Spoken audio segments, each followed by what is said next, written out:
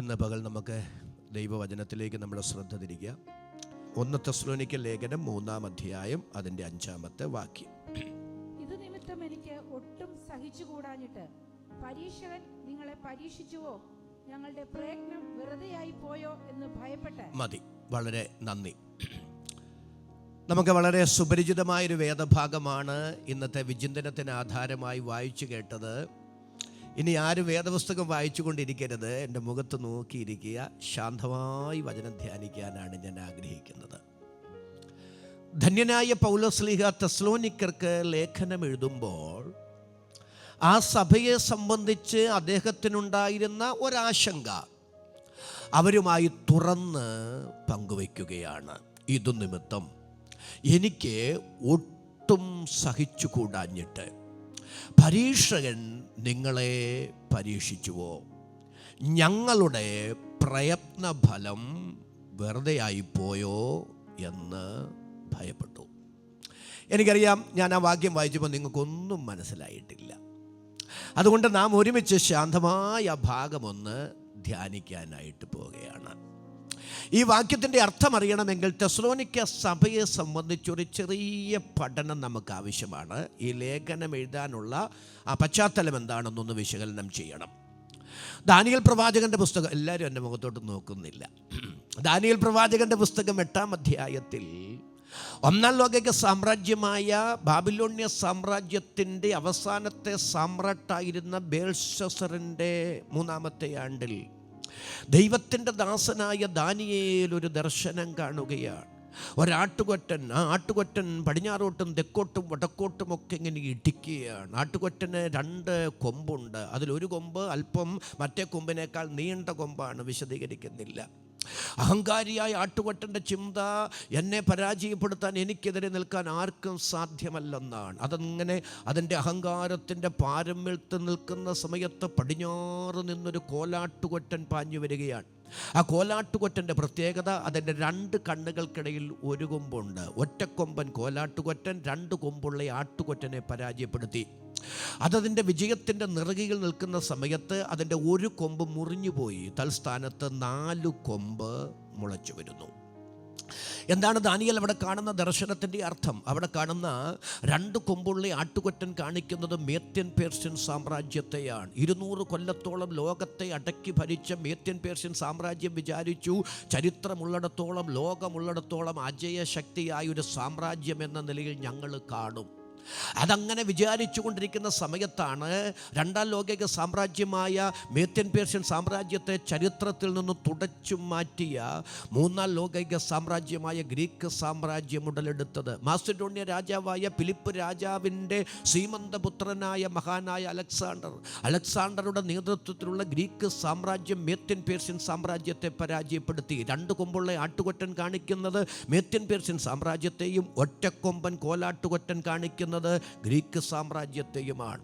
അതിൻ്റെ 2 കണ്ണുകൾക്കിടയിലുള്ള ഒരു കൊമ്പ് കാണിക്കുന്നത് ആ ഗ്രീക്ക് സാമ്രാജ്യത്തിൻ്റെ അധിപതിയായ അലക്സാണ്ടറെയാണ്. ആ ഒരു കൊമ്പ് മുറിഞ്ഞുപോയി തലസ്ഥാനത്ത് 4 കൊമ്പ് മുളച്ചു വരുന്നത്. അകാലത്തിൽ പനിനീർ വെള്ളത്തിൽ കുളിച്ച് ജ്വരം ബാധിച്ച് അലക്സാണ്ടർ മരിച്ചു. അലക്സാണ്ടറുടെ മരണത്തെയാണ് ഒരു കൊമ്പ് മുറിഞ്ഞു പോകുന്നത് കാണിക്കുന്നത്. തൽസ്ഥാനത്ത് 4 കൊമ്പ് മുളച്ചു വരികയാണ്. അലക്സാണ്ടറുടെ മരണശേഷം ഗ്രീക്ക് സാമ്രാജ്യത്തെ ഭരിക്കാൻ തനിക്കൊരു അനന്തരാവകാശി ഉണ്ടായിരുന്നു. അതുകൊണ്ട് ഗ്രീക്ക് സാമ്രാജ്യം തൻ്റെ 4 സൈന്യാധിപന്മാർക്കായി വിഭജിച്ചു കൊടുത്തു. ഏഷ്യ മൈനർ ലെസിമക്കസിന്, മാസിഡോണിയ കസാൻഡർക്ക്, ഈജിപ്റ്റ് ടോളമികൾക്ക്, സിറിയ സെലുക്കസിനായി കൊടുക്കുന്നു. അതിൽ അലക്സാണ്ടറുടെ മരണവും മരണശേഷം തൻ്റെ ഗ്രീക്ക് സാമ്രാജ്യം 4 സൈന്യാധിപന്മാർക്കായി വിഭജിച്ചു കൊടുക്കുന്നതുമാണ് ഒരു കൊമ്പ് മുറിഞ്ഞു പോയിട്ട് 4 കൊമ്പ് മുളച്ചു വരുന്നത് കാണിക്കുന്നത്. എപ്പോഴാണ് ദൈവം ഇതൊക്കെ കാണിക്കുന്നത്? 1-ാം ലോക സാമ്രാജ്യമായ ബാബിലോണ്യ സാമ്രാജ്യം ചരിത്രത്തിൽ നിലവിലിരിക്കുന്ന സമയത്ത് നാളുകളുടെ നീളകളിൽ നിലവിൽ വരുവാൻ പോകുന്ന ഭരണാധികാരികളെയും ഭരണകൂടങ്ങളെയും കാലെക്കൂട്ടി തൻ്റെ ദാസനായ ദാനിയേൽ ദാനിയേലിന് ദൈവം വെളിപ്പെടുത്തി കൊടുക്കുമ്പോൾ അതിലൊരു സന്ദേശമുണ്ട്. ആകസ്മികമായി അവിചാരിതമായി ഇവിടെ ഒന്നും സംഭവിക്കുന്നില്ല. സംഭവിക്കുന്നതിൻ്റെ ഒക്കെ പിറകിൽ ചലിക്കുന്ന അദൃശ്യ കരമുണ്ട്. അതാണ് നാം സ്തോത്രം ചെയ്ത് ആരാധിക്കുന്ന നമ്മുടെ ദൈവത്തിൻ്റെ കരമെങ്കിൽ കൃപ ലഭിച്ച ദൈവമക്കൾ ഒരുമിച്ചൊന്ന് സ്തോത്രം ചെയ്ത് പറയണം, ഈ ചരിത്രത്തിൽ ഭൂമിയിൽ ലോകത്ത് സംഭവിക്കുന്നതെല്ലാം അറിയുന്ന, അതിനെയൊക്കെ നിയന്ത്രിക്കുന്ന സർവശക്തനായൊരു ദൈവമുണ്ട്. എന്നോട് ചേർന്ന് അതിന് ആമേൻ പറയാൻ എത്ര പേർക്ക് മനസ്സുണ്ട്? അവർക്കായി ഞാൻ ദൈവത്തെ സ്തുതിക്കുന്നു. അതിൽ മാസിഡോണിയ ഞാൻ പറഞ്ഞു കസാൻഡർക്കാണ് കൊടുത്തത്. ആ കസാൻഡർ, അലക്സാണ്ടർക്കൊരു പെങ്ങൾ ഉണ്ടായിരുന്നു, അവളുടെ പേരാണ് തെസ്സലോനിക്ക. എല്ലാവരും എന്നോട് ചേർന്ന് ആമേൻ പറഞ്ഞു വരുന്നുണ്ടോ? അലക്സാണ്ടർക്കൊരു പെങ്ങൾ ഉണ്ടായിരുന്നു, അവളുടെ പേരാണ് തെസ്സലോനിക്ക. തെസ്സലോനിക്കയെ കസാൻഡർ വിവാഹം ചെയ്തു. എന്നിട്ട് തൻ്റെ ഭാര്യയും അലക്സാണ്ടറുടെ പെങ്ങളുമായ തെസ്സലോനിക്കയുടെ പേര് എന്നേക്കും സ്മരിക്കപ്പെടേണ്ടുന്നതിന് അദ്ദേഹം പുതുതായി പണിതിയ പട്ടണത്തിന് തെസ്സലോനിക്ക എന്ന പേര് കൊടുത്തു. അങ്ങനെയാണ് തെസ്സലോനിക്ക പട്ടണത്തിൻ്റെ ആരംഭം. ആ പട്ടണത്തിനൊരു പ്രത്യേകതയുണ്ട്. ചരിത്രകാരന്മാർ പറയുന്നത് അവിടെ ഉണ്ടായിരുന്ന ജനബാഹുല്യത്തെക്കാൾ അധികമായിരുന്നു അവിടെ ഉണ്ടായിരുന്ന വിഗ്രഹങ്ങളുടെ എണ്ണം. അന്ന് ഗ്രീക്കിൽ അറിയപ്പെട്ട മുഴുവൻ ദേവീ ദേവന്മാരുടെ ക്ഷേത്രങ്ങളും വിഗ്രഹങ്ങളും കൊണ്ട് നിറയപ്പെട്ട പട്ടണമായിരുന്നു തെസ്സലോനിക്ക പട്ടണം. ഞാൻ തെളിയിച്ചു തരാം. 1 തെസ്സലോനിക്ക ലേഖനം തന്നെ എടുക്കാം, 1-ാം അധ്യായം അതിൻ്റെ 9-10 വാക്യങ്ങളൊന്ന് വായിച്ച്.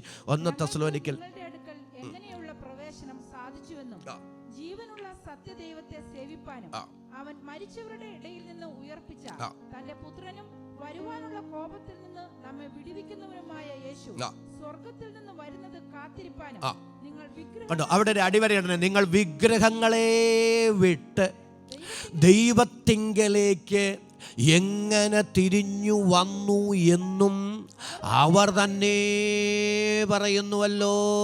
എല്ലാവരും എൻ്റെ മുഖത്തോട്ട് നോക്കിയാൽ ഞാനൊന്ന് പറയാം. തെസ്സലോനിക്കയിൽ ഒരു സഭ സ്ഥാപിക്കപ്പെട്ടപ്പോൾ അവിടെ ഒരു കൂട്ടം ദൈവത്തെ ആരാധിക്കാൻ ഇറങ്ങി വന്നപ്പോൾ കേട്ടവർ ആശ്ചര്യപൂർവ്വം പറയുകയാണ്, അതെങ്ങനെ സംഭവിച്ചു? തെസ്സലോനിക്കയിൽ എങ്ങനൊരു സഭയുണ്ടായി? അവിടെ എങ്ങനെ കർത്താവിനെ ആരാധിക്കുന്നൊരു കൂട്ടം വേർതിരിക്കപ്പെട്ടു? കാരണം മാനുഷികമായി നോക്കിയാൽ അങ്ങനെ ഒരു കാര്യം അവിടെ നടക്കാൻ സാധ്യതയില്ല. കാരണം വിഗ്രഹങ്ങളെ കൊണ്ട് നിറയപ്പെട്ട ഭയാനകമായ മതത്തിൻ്റെ സ്വാധീനങ്ങൾ കൊടികുത്തി വാണിരുന്ന അന്ധവിശ്വാസങ്ങളും അനാചാരങ്ങളും കൊണ്ട് നിറയപ്പെട്ടൊരു പട്ടണം. എന്നാൽ ആ പട്ടണത്തിലേക്ക് ധന്യനായ പൗലോസും പൗലോസിലൂടെ സുവിശേഷവും സുവിശേഷത്തിലൂടെ ദൈവശക്തിയും വ്യാപരിച്ചപ്പോൾ ആ പട്ടണത്തെ അടക്കി ഭരിച്ച പൈശാചിക ശക്തികളെ അട്ടിമറിച്ചുകൊണ്ട് ഇരുളിൻ്റെ വ്യാപാരങ്ങളെ തുരത്തി ഓടിച്ചുകൊണ്ട് ആത്മാവിലും സത്യത്തിലും യേശുവിനെ ആരാധിക്കുന്ന ഒരനുഗ്രഹീത സഭ ഉടലെടുത്തെങ്കിൽ ഇന്ന് പകൽ കൃപ ലഭിച്ച ദൈവമക്കളോട് ഞാൻ ആത്മാവിൽ വിളിച്ചു പറയാം, ഏത് പൈശാചിക ശക്തികൾ കുടിയിരിക്കുന്ന അവൻ്റെ ഈട്ടില്ലമാണെങ്കിലും വചനം അതിൻ്റെ ശക്തിയോടെ വെളിപ്പെട്ടാൽ സുവിശേഷത്തിൻ്റെ മുമ്പിൽ, വചനത്തിൻ്റെ മുമ്പിൽ, ദൈവത്തിൻ്റെ പരിശുദ്ധാത്മാവിൻ്റെ വ്യാപാരത്തിന് മുമ്പിൽ പിടിച്ചു നിൽക്കാൻ ഒരു പൈശാചിക ശക്തികൾക്കും സാധ്യമല്ലെങ്കിൽ കൃപ ലഭിച്ച ദൈവമക്കൾ ഒരുമിച്ചൊന്ന് ആത്മാവിൽ വിളിച്ചു പറ, മതത്തിൻ്റെ തായ്വേരുകളെ ഇളക്കി പാരമ്പര്യത്തിൻ്റെ മതിൽക്കെട്ടുകളെ പൊളിച്ച് ഇന്നും വചനത്തിൻ്റെ ശക്തിയാൽ അനേകരെ ദൈവകൃപയിലേക്ക് നടത്താൻ എൻ്റെ ദൈവം വിശ്വസ്തനാണെന്ന് എന്നോട് ചേർന്ന് ആമേൻ പറഞ്ഞ് ദൈവത്തിന് സ്തോത്രം ചെയ്യാൻ കൃപയുള്ള അധികാരമുള്ള എത്ര പേര് ഇവിടെ വന്നിട്ടുണ്ട്? അവർക്കായി ഞാൻ ദൈവത്തെ സ്തുതിക്കുന്നു.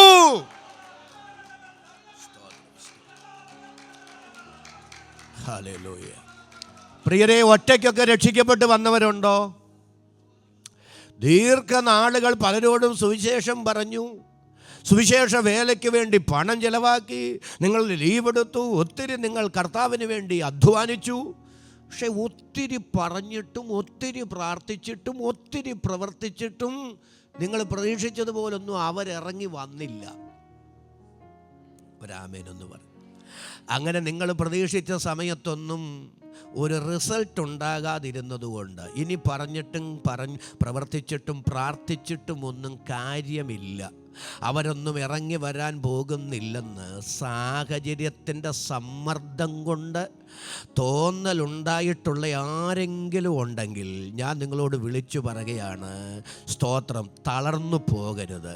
തളർന്നു പോകാതെ ഇരുന്നാൽ നാം തക്ക സമയത്ത് കൊയ്യും. ഒരു നല്ല ആമേനെന്ന് പറഞ്ഞ് ക്രിസ്തുവിലുള്ള നമ്മുടെ പ്രയത്നമൊന്നും വ്യർത്ഥമല്ലെങ്കിൽ അതരം തുറന്ന് ആമേൻ പറഞ്ഞു പറ. എൻ്റെ സമയത്ത് നടന്നില്ലെന്നേ ഉള്ളൂ, പക്ഷെ ദൈവത്തിൻ്റെ സമയത്തൊരു റിസൾട്ട് തരാൻ എൻ്റെ ദൈവം വിശ്വസ്തനാണ്. പരിശുദ്ധാത്മാവ് ഇന്ന് പകൽ ചിലരോട് തലയിൽ കൈവച്ചെന്ന വണ്ണം വചനത്തിൻ്റെ ആലോചന വിളിച്ചു പറയുകയാണ്. ക്രിസ്തുവിലുള്ള പ്രയത്നമൊന്നും വ്യർത്ഥമല്ല.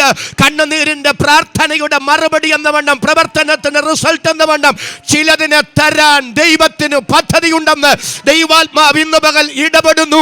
വിശ്വാസത്താൽ എന്നോട് ചേർന്ന് ആമേൻ പറയാൻ എത്ര പേർക്ക് മനസ്സുണ്ട്? അവരെ ഓർത്ത് ഞാൻ ദൈവത്തെ സ്തുതിക്കുന്നു. സോദര സോദര സോദര സോദര സോദര ഒന്ന് ശ്രദ്ധിച്ചു കേട്ടോ. ചില പ്രാർത്ഥനകൾക്കും പ്രവർത്തനങ്ങൾക്കും ഒക്കെ ദൈവം പെട്ടെന്ന് അങ്ങ് മറുപടി തരും. ഒരു ആമേൻ എന്ന് പറയണം. മറുവശം കൂടെ പറയാം, ഇതൊന്ന് കേട്ടിട്ട്. ചിലതൊക്കെ നമ്മൾ പ്രതീക്ഷിക്കുന്നതിന് മുമ്പാണ് ദൈവത്തിൻ്റെ മറുപടി. ഒരു ഉദാഹരണം പറയാം. അബ്രഹാം തൻ്റെ എനിക്ക് വചനത്തിൽ കൂടെ പറയുന്നത് ഇഷ്ടം, അതുകൊണ്ടാണ്. അബ്രഹാം തൻ്റെ മകനായ ഇസ്ഹാക്കിനെ ഒരു വധുവിനെ അന്വേഷിക്കാനായിട്ട് എലയാസറിനെ വിടുക. എലയാസർ അന്ന് പേരില്ല, തൻ്റെ വീട്ടിൽ സകലത്തിനും മൂപ്പന. അപ്പോൾ പറഞ്ഞു, നീ ഈ ജാതികളിൽ നിന്ന് എൻ്റെ മകനൊരു ഭാര്യ എടുക്കാതെ എൻ്റെ പിതൃദേശത്ത് എന്ന് എൻ്റെ മകനെ ഒരു ഭാര്യയെ കണ്ടെത്തണം. എലയാസർ അബ്രഹാമിനോട് പറയുകയാണ്, അത് നടക്കുന്ന കാര്യമല്ല, അതെന്നെക്കൊണ്ട് ബുദ്ധിമുട്ടാണ്. കാരണം ആ നാടിനെ അറിയില്ല, നാട്ടുകാരെ അറിയില്ല, അവിടുത്തെ ഒരു കാര്യവും ഇങ്ങേർക്കറിയില്ല. ഒരു പരിചയവും ഇല്ലാത്തൊരു നാട്ടിൽ നിങ്ങളത് ചിന്തിച്ചേ. ഇസ്ഹാക്കുമായിട്ടല്ലല്ലോ പോകുന്നത്. എല്ലാവരും എന്നോട് വരുന്നുണ്ടോ? ഇസ്ഹാക്കുമായിട്ടല്ല ആര് പോകുന്നത്? ഇന്നിടത്ത് ഇങ്ങനൊരു മനുഷ്യനുണ്ട്, അദ്ദേഹത്തിനൊരു മോനുണ്ട്, ഒരു പെണ്ണിനെ തരാമെന്ന് കാര്യം അവിടെ ചെന്ന് നമ്മളൊരു വിവാഹം ആലോചിക്കുമ്പോൾ എന്തെങ്കിലും ഒരു പരിചയം വേണ്ടേ? ഒരു പരിചയമില്ലാത്ത ഒരു നാട്ടിൽ ചെന്ന് പരസ്യയോഗം നടത്തുന്നത് പോലെ നടത്താൻ പറ്റുമോ? അപ്പോൾ എലയാസർ പറയാണ്, അത് ബുദ്ധിമുട്ടാണ്, പ്രയാസമാണ്. പക്ഷെ വിശ്വാസികളുടെ പിതാവ് പറയുന്നൊരു പദം എൻ്റെ കണ്ണ് നനയിച്ചിട്ടുണ്ട്. എൻ്റെ ദൈവം തൻ്റെ ദൂതനെ അയച്ച് നിനക്ക് കാര്യം സാധിപ്പിച്ചു തരും. സത്യത്തിൽ അബ്രഹാമിൻ്റെ വിശ്വാസത്തിൻ്റെ തിളക്കം കൊണ്ടൊന്നും കിട്ടിയ മോനല്ല ഇസ്ഹാക്ക്. എന്നോട് പിണക്കം തോന്നും തോന്നുന്നുണ്ടോ? അബ്രഹാമോട്ട് പിടിച്ചു മേടിച്ചതുമല്ല. തെളിയിക്കാം. ദൈവം അബ്രഹാമിൻ്റെ അടുക്കൽ വന്ന് പറഞ്ഞു, അബ്രഹാമേ, നിനക്കൊരു മോനെ ഞാൻ തരാമെന്ന്. ഇസ്ഹാക്കിനെ തരാമെന്ന് അബ്രഹാമിനോട് പറയുമ്പോൾ അബ്രഹാം ചിരിച്ചെന്നാ. എങ്ങനെ ചിരിച്ചെന്നാ? കവിണ്ണ് വീണ് ചിരിച്ചെന്നാ. എൻ്റെ നാടൻ ഭാഷയെ പറയാം, ചിരിച്ചു വീണു, വീണിടത്ത് കിടന്ന് ചിരിച്ചു. അല്ലേ? വിശ്വാസികളുടെ പിതാവ് പറഞ്ഞു കേട്ടോ. അപ്പോൾ ദൈവം മോനെ തരാം, ഇസ്ഹാക്കിനെ തരാമെന്ന് പറയുമ്പോൾ ചിരിച്ചെന്നാ, അല്ലേ? കവിണ്ണ് വീണ് ചിരിച്ചെന്നാ. ഈ ദൂത് സാറായോട് പറഞ്ഞപ്പോൾ സാറ അകത്ത് ചിരിച്ചെന്നാ. സാറായ്ക്ക് അല്പം കൂടെ പരിജ്ഞാനമുണ്ട്, അല്പം കൂടെ വിവേകമുണ്ട്. ദൈവം ഇതൊന്നും അറിയണ്ട. പക്ഷെ അത് നടക്കുന്ന കാര്യം. പക്ഷെ എന്നെ ത്രസിപ്പിച്ചൊരു കാര്യം ഇവിടെ ഉണ്ട് കേട്ടോ. അബ്രഹാം ദൈവം മുൻപാകെ കവിണ്ണ് വീണ് കിടന്ന് ചിരിച്ചിട്ട് നീ എന്തിനാ ചിരിച്ചെന്ന് ദൈവം ചോദിച്ചേയില്ല, വഴക്ക് പറഞ്ഞില്ല. പക്ഷെ സാറ ആരും അറിയണ്ടെന്നും കൊണ്ട് അകത്ത് ചിരിച്ചപ്പോൾ ദൈവം അബ്രഹാമിനോട് ചോദിക്കാം, നിന്റെ ഭാര്യ സാറ എന്തിനാ ചിരിച്ചെന്ന്. അതിൻ്റെ കാര്യം എന്നാണെന്നറിയോ? നീ എൻ്റെ മുമ്പിലല്ലേ ചിരിച്ചേ, മറയ്ക്കാൻ നിനക്കൊന്നുമില്ല. പക്ഷെ അവൾ ചിരിച്ചത് അകത്താണ്. ഞാനൊരു കാര്യം പറയാം, നമുക്ക് രക്ഷപ്പെടാൻ കഴിയാത്ത ഒരിടം ദൈവസന്നിധിയാണ്. ദൈവത്തെ മറച്ചും ദൈവത്തെ ഒളിച്ചും ഒന്നും ചെയ്യാൻ സാധിക്കില്ല പ്രിയരേ. ദൈവം നിഷ്കളങ്കനോട് നിഷ്കളങ്കനാണ്. ദൈവം വക്രനോട് വക്രത കാണിക്കുന്ന ദൈവമാണ്. അഗ്നിജ്വാലയ്ക്കൊത്ത കണ്ണുള്ള, ദൂരത്തു നിന്ന് നമ്മുടെ നിരൂപണങ്ങളെ ഗ്രഹിക്കുന്ന സർവശക്തനായ ദൈവവുമായിട്ടാണ് നമുക്ക് കാര്യമുള്ളതെന്ന് തിരിച്ചറിഞ്ഞ് ഭയത്തോടെ ദൈവത്തെ സേവിക്കാൻ, വിറയലോടെ ഘോഷിച്ചുല്ലസിക്കാൻ എനിക്ക് കൃപ തരണമെന്ന് ആത്മാർത്ഥമായി ദൈവത്തോട് പ്രാർത്ഥിക്കുന്ന, സ്തോത്രം ചെയ്ത് ദൈവത്തോട് നിലവിളിക്കുന്ന എത്ര പേരുണ്ട്? അവരുടെ കരം ഞാനൊന്ന് കാണട്ടെ. കരവ് ശബ്ദവും ഉയർത്തി ദൈവത്തിന് നന്ദി പറയാം. സോദര സോദര സോദര എനിക്ക് എൻ്റെ മറുവശം കൂടെ ഒന്ന് പറയണം, അപ്പം നിങ്ങൾക്ക് ഇതിലൂടെ ഒന്ന് മനസ്സിലാവും. അതുകൊണ്ടാണ് അപ്പം അങ്ങനെയാണെങ്കിൽ അബ്രഹാം ചിരിച്ചു വീണ് കിടന്ന് ചിരിച്ചെങ്കിൽ, സാറ അകത്ത് ചിരിച്ചെങ്കിൽ, റോമാലേഖനത്തിലൊരു വാക്യം ഉണ്ടല്ലോ, അബ്രഹാം തൻ്റെ ശരീരത്തിൻ്റെ നിർജീവാവസ്ഥ ഗ്രഹിച്ചിട്ടും അല്ലേ, തൻ്റെ ഭാര്യ സാറായുടെ ഗർഭപാത്രത്തിൻ്റെ നിർജീവത്വം മനസ്സിലാക്കിയിട്ടും വിശ്വാസത്തിൽ ക്ഷീണിച്ചില്ല, വിശ്വാസത്തിൽ ശക്തിപ്പെട്ട ദൈവത്തിന് ദൈവം അതവന് നീതിയായി കണക്കിട്ടു. ഇത് രണ്ടും കൂടെ എങ്ങനെയാ പൊരുത്തപ്പെടുന്നേ? ഒരാമേൻ എന്ന് പറഞ്ഞു. ഉൽപ്പത്തി പുസ്തകത്തിൽ വായിക്കുന്ന അബ്രഹാം വീണ് കിടന്ന് ചിരിച്ചു, സാറ അകത്ത് ചിരിച്ചു. പുതിയ നിയമത്തിൽ പറയുന്നു അവൻ വിശ്വാസത്തിൽ ക്ഷീണിച്ചു, വിശ്വാസത്തിൽ ശക്തിപ്പെട്ടെന്ന്. ഇത് രണ്ടുകൂടെ ഇതിനിടയ്ക്ക് ഒരു സംഭവം ഉണ്ടായി. എന്താ സംഭവം ഉണ്ടായെന്നറിയാമോ? അബ്രഹാമിന് 99 വയസ്സൊക്കെ ഉള്ളപ്പോഴേ ഒരിക്കൽ ദൈവം അബ്രഹാമിൻ്റെ അടുക്കൽ വന്നു. എന്നിട്ട് അബ്രഹാമിനോട് പറഞ്ഞു, അബ്രഹാമേ, നീ എൻ്റെ മുൻപാകെ നടന്ന് നിഷ്കളങ്കനായിരിക്കാം. അടുത്തൊരു പദം പറയുന്നുണ്ട്, ഞാൻ സർവശക്തിയുള്ള ദൈവമായ യഹോവയാകുന്നു. ഞാൻ സർവശക്തിയുള്ള ദൈവം എന്നതിന് കൊടുത്തിരിക്കുന്നത് ഏൽ ഷദായ് എന്ന പദമാണ്. ഏൽ ഷദായ് എന്ന പദത്തിന് 3 അർത്ഥമാണുള്ളത്. 1, ഞാൻ നിൻ്റെ നിർജീവത്വം മാറ്റുന്ന ദൈവം. 2, ഞാൻ നിനക്ക് ധാരാളം തരുന്ന ദൈവം. 3, ഞാൻ നിന്നെ തൃപ്തീകരിക്കുന്ന ദൈവം. അബ്രഹാമേ, നീ എന്തിനാ ചിരിച്ചത്? സാറ എന്തിനാ അകത്ത് ചിരിച്ചത്? നിങ്ങളുടെ ശരീരത്തിൻ്റെ നിർജീവത്വം, ഗർഭപാത്രത്തിൻ്റെ നിർജീവത്വം ഓർത്തല്ലേ? പക്ഷെ ഞാൻ ആരാന്ന് നിനക്കറിയാവോ? ഞാൻ എൽ ഷദായാണ്. ഞാൻ നിർജീവത്വം മാറ്റുന്ന ദൈവമാണ്.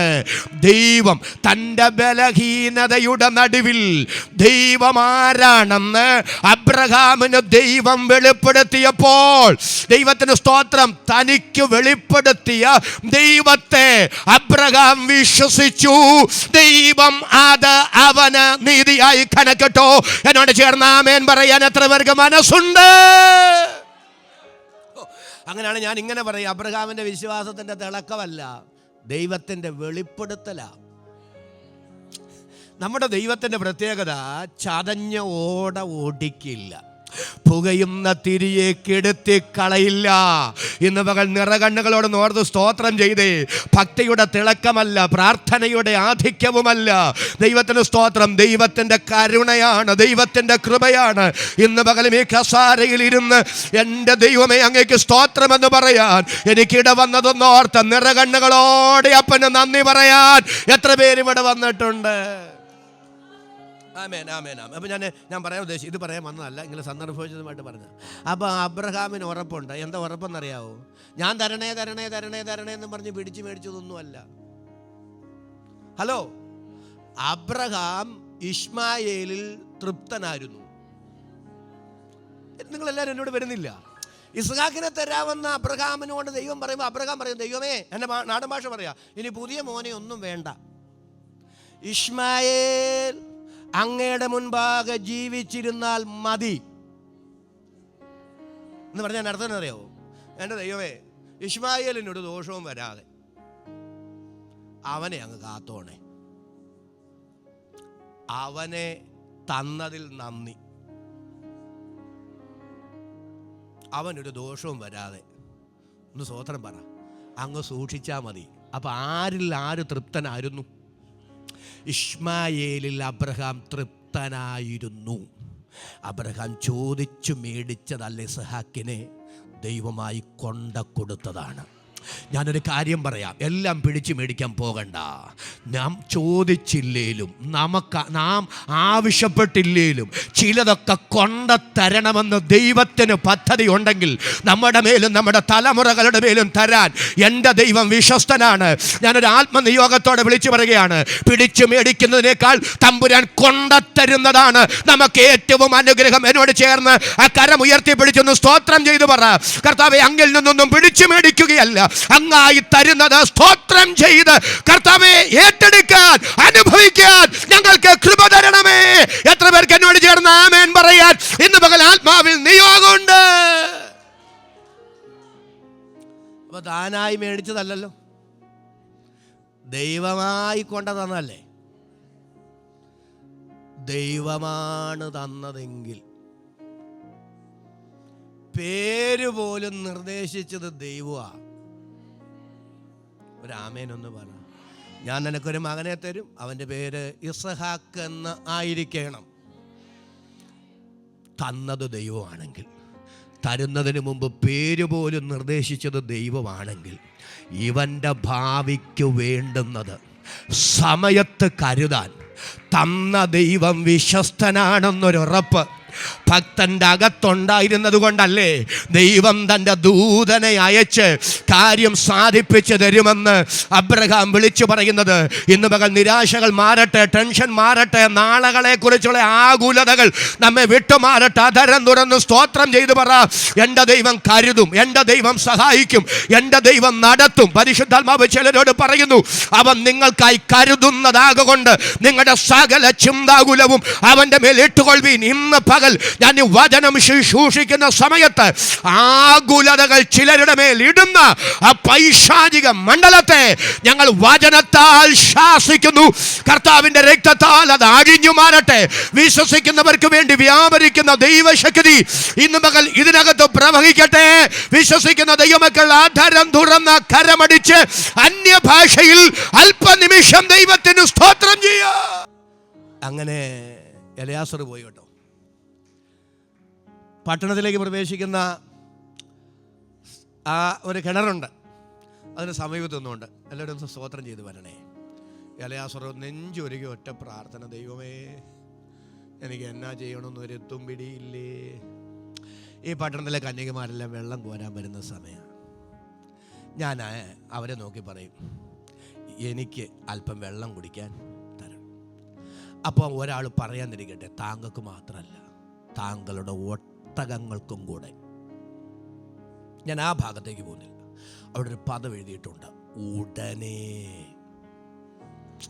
ഒരു നല്ല ആമേനെന്ന് പറഞ്ഞ് എലയാസർ ഇങ്ങനെ പ്രാർത്ഥിച്ചു തീർന്ന ഉടനെ റെബേക്ക പാത്രത്തിൽ വെള്ളവുമായി വരികയാണ്. ഹല്ലേലൂയ. പ്രിയരേ, ചില വിഷയങ്ങൾക്കൊക്കെ ഉണ്ടല്ലോ, അടിയന്തരമായി ദൈവം ഇടപെട്ടാലേ ഈ പ്രശ്നത്തിന് പരിഹാരമുള്ളൂ. ഞാൻ എന്ത് ചെയ്യുമെന്നറിയാൻ കഴിയാതെ മാനുഷികമായൊരു എത്തും പിടിയും കിട്ടാത്ത ചില പ്രതിസന്ധികളുടെ നടുവിൽ നമ്മൾ മാനുഷികമായി പരിമിതികളുടെ നീരാളിപ്പിടുത്തത്തിൽ അകപ്പെടുമ്പോൾ ഉടനെ നമുക്ക് വേണ്ടി വെളിപ്പെടുന്ന ദൈവപ്രവൃത്തിയുണ്ട്. എത്ര പേര് വിശ്വാസത്താൽ ആമേൻ പറയും? ഉടനെ ദൈവപ്രവൃത്തി. ചില മേഖലകളിൽ ഇടപെടൽ ഉണ്ടായാൽ മാത്രമേ പിടിച്ചു നിൽക്കാൻ കഴിയൂ എന്ന് ചിന്തിക്കുന്ന ഇടത്ത് ഇന്ന് പകൽ പരിശുദ്ധാത്മാവ് പറയുന്നു, നാം ചിന്തിക്കുന്നതിനേക്കാൾ വേഗതയിൽ, നാം പ്രതീക്ഷിക്കുന്നതിനേക്കാൾ ശീഘ്രഗതിയിൽ ചില മറുപടികൾ വെളിപ്പെട്ടു വരുമെന്ന് ഇന്ന് പകൽ ദൈവത്തിന്റെ പരിശുദ്ധാത്മാവ് വചനത്തിലൂടെ ദൈവാലോചന കൈമാറുമ്പോൾ വിശ്വാസത്താൽ അതിന് ആമേൻ പറയാൻ എത്ര പേർക്ക് മനസ്സുണ്ട്? അവർക്കായി ഞാൻ ദൈവത്തെ സ്തുതിക്കുന്നു.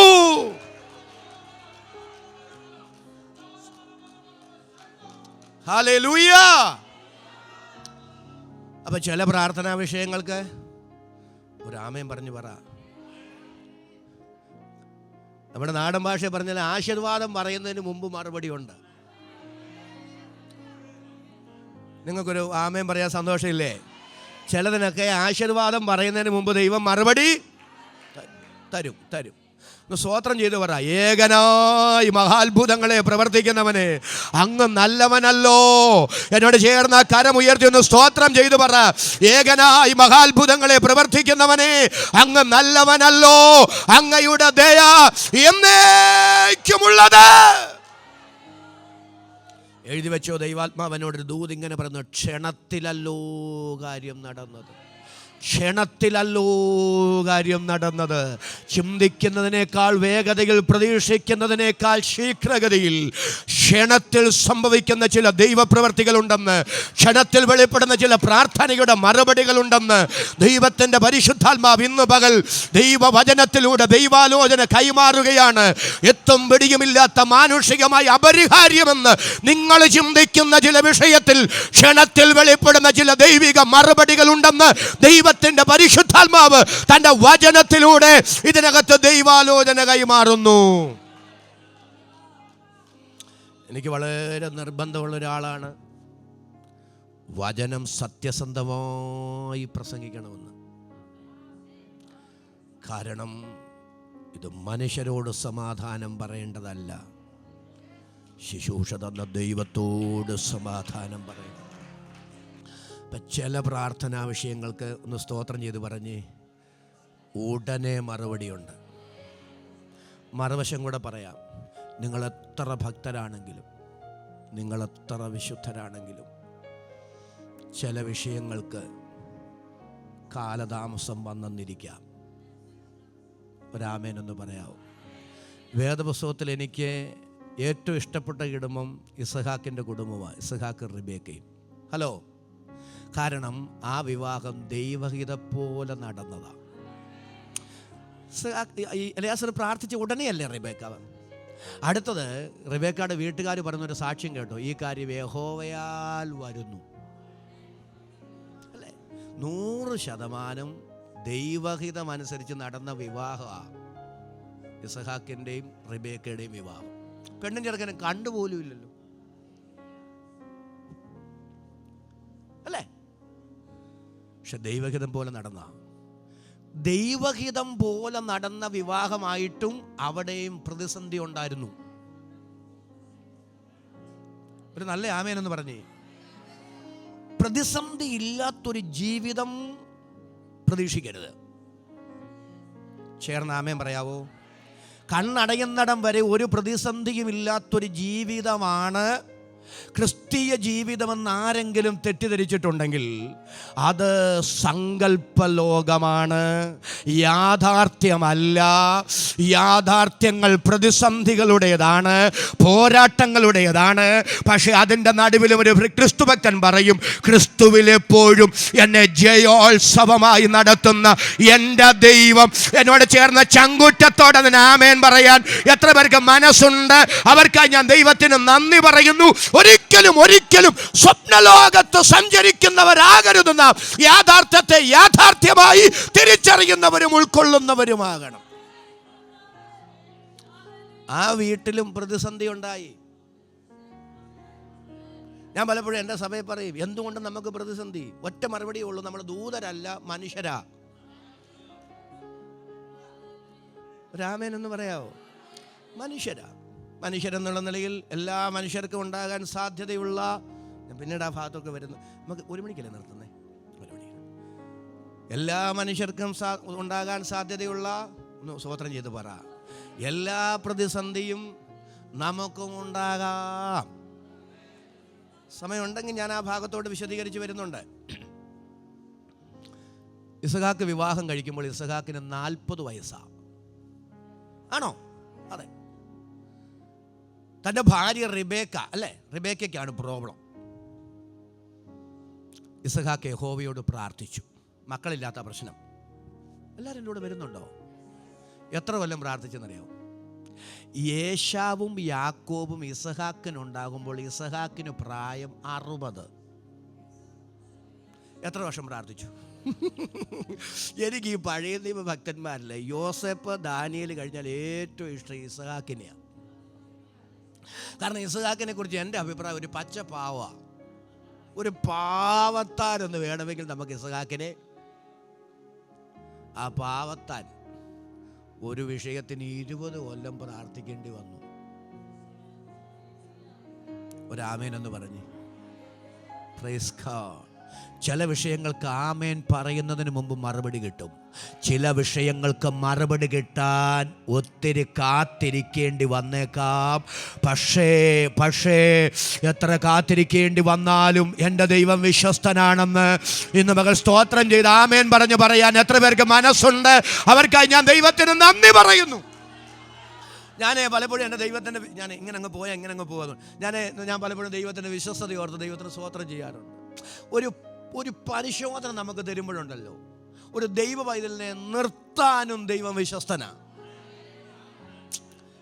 ഞാൻ പലപ്പോഴും ഓർക്കാറുണ്ട്, അബ്രഹാമിന് 75-ാമത്തെ വയസ്സിലാണല്ലോ ഇസ്ഹാക്കിനെ കുറിച്ച് വാഗ്ദത്തം പറഞ്ഞത് അല്ലേ?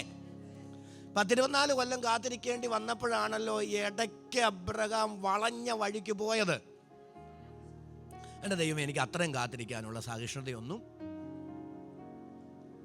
പക്ഷെ എൻ്റെ ചോദ്യം, 75-ാമത്തെ വയസ്സിൽ വാക്ക് പറഞ്ഞിട്ട് 100-ാമത്തെ വയസ്സിൽ എന്തിനാ അബ്രഹാമിന് സാറായിക്കും കൊണ്ട് ദൈവം മകനെ കൊടുത്തേ? സാറായിക്ക് 90, അബ്രഹാമിന് 100 അല്ലേ? എന്തിനാ അങ്ങനെ കൊടുക്കാൻ കാരണമുണ്ട്. ശ്രദ്ധിച്ചേ, 24 കൊല്ലം കാത്തിരുന്നപ്പോൾ അബ്രഹാം വളഞ്ഞ വഴിക്ക് പോയി. പക്ഷെ 40-ാമത്തെ വയസ്സിൽ പ്രാർത്ഥന തുടങ്ങി ഇസ്ഹാക്ക്. 20 വർഷം പ്രാർത്ഥിച്ചിട്ടും വളഞ്ഞ വഴിക്കൊന്നും പോയില്ല. എന്താ പോകാഞ്ഞേ?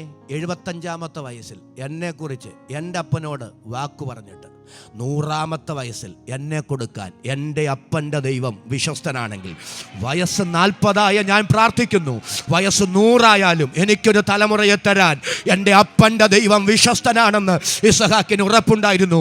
ഇന്ന് പറഞ്ഞ സ്തോത്രം ചെയ്ത് പറയാം, ചില വേദനകളിലൂടെയൊക്കെ ദൈവം നമ്മെ നടത്തി കൊണ്ടുപോകുന്നത്, ചില പ്രാർത്ഥനാ വിഷയങ്ങൾക്കൊക്കെ പെട്ടെന്ന് മറുപടി കിട്ടാതെ താമസിക്കുന്നത് നമുക്ക് മാത്രമല്ല, നമ്മുടെ തലമുറകൾക്ക് പോലും അത് നന്മയാക്കി മാറ്റാൻ എൻ്റെ ദൈവം വിശ്വസ്തനാണ്.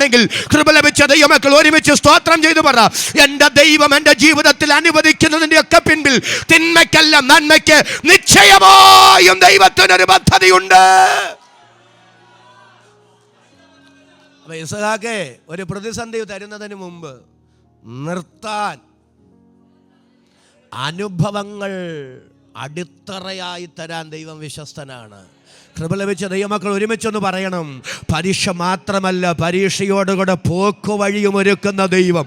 പരിശോധന മാത്രമല്ല, കഠിന പരിശോധനകളുടെ നടുവിലും എന്നെ നിലനിർത്തുന്നൊരു ദൈവകൃപ എനിക്ക് വേണ്ടി വെളിപ്പെടുന്നുണ്ടെന്ന് ആത്മാവിൽ സന്തോഷിച്ചൊന്ന് സ്തോത്രം പറയാൻ എത്ര പേർക്ക് മനസ്സുണ്ട്? അവർക്കായി ഞാൻ ദൈവത്തെ സ്തുതിക്കുന്നു. നമ്മുടെ വിഷയത്തിലേക്ക് മടങ്ങി വരികയാണ്. തെസ്സലോനിക്ക ലേഖനത്തിലേക്ക് തന്നെ മടങ്ങി വരികയാണ്. പ്രാർത്ഥനയുടെ മറുപടികൾ അപാരമാണ്. ഒരാമേനെന്ന് പറഞ്ഞു.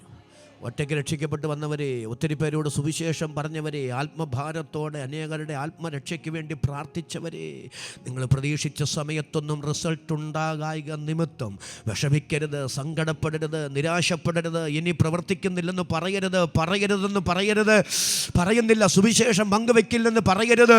നിങ്ങൾ പറയുന്നത് അനുസരിച്ച് നിങ്ങൾ പ്രതീക്ഷിക്കുന്നത് പോലെയല്ല പ്രതികരണങ്ങൾ ഭയാനകമാണ്. ദൈവത്തിന് സ്തോത്രം. പ്രതികരണങ്ങൾ ആശയ്ക്ക് വിരുദ്ധമാണ്. എങ്കിലും പരിശുദ്ധാത്മാവ് ആവർത്തിച്ച് പറയുന്നു, ആ വാക്യം തളർന്നു പോകാതെ ഇരുന്നാൽ തക്ക സമയത്ത് കൊയ്യും. തളർന്ന കൈകളും കുഴഞ്ഞ മുഴങ്കാലുകളും ഇന്ന് മകൾ വചനത്തിലൂടെ നിവരട്ടെ, ഉറപ്പിക്കപ്പെടട്ടെ. ദൈവത്തിന്റെ പരിശുദ്ധാത്മാവ് പറയുന്നു, ചില വിഷയങ്ങൾക്ക് മറുപടിയുണ്ട്. ചിലർ താങ്കളിലൂടെ വിടുവിക്കപ്പെടാൻ പോകുകയാണ്. നിങ്ങളിലൂടെ ചിലർ കർത്താവിന് വേണ്ടി വേർതിരിക്കപ്പെടാൻ പോകുകയാണ്. പരിശുദ്ധാത്മാവ് അത് ചെയ്യാൻ പോകുകയാണ്. ധന്യനായ പൗലോസ്ലീഹായിലൂടെ അനുഗ്രഹീതമായ സഭ തെസ്സലോനിക്കയിൽ ഉടലെടുത്തു. പക്ഷേ അധിക നാൾ ആ സഭകൾ ശുശ്രൂഷിക്കാൻ പൗലോസിനെ കൊണ്ട് കഴിഞ്ഞില്ല. അവിടെയുള്ള സുവിശേഷ വിരോധികൾ പൗലോസിനെതിരെ വലിയ പ്രതിസന്ധികൾ ഉണ്ടാക്കി. അവർ പറഞ്ഞു പരത്തിയത്, കൈസറല്ലാത്ത മറ്റൊരു രാജാവുണ്ടെന്ന് ഇദ്ദേഹം പ്രസംഗിക്കുന്നു, കൈസറുടെ നിയമങ്ങൾ അനുസരിക്കേണ്ടെന്ന് പഠിപ്പിക്കുന്നു. അങ്ങനെ ഇദ്ദേഹത്തിനെതിരെ രാജ്യദ്രോഹ കുറ്റം ചുമത്തത്തക്ക നിലയിലുള്ള കഠിനമായ ആരോപണങ്ങൾ ഉന്നയിച്ചപ്പോൾ ഒരു രാത്രിയിൽ തെസ്സലോനിക്കയിൽ നിന്ന് പൗലോസിന് വിട പറയേണ്ടി വന്നു.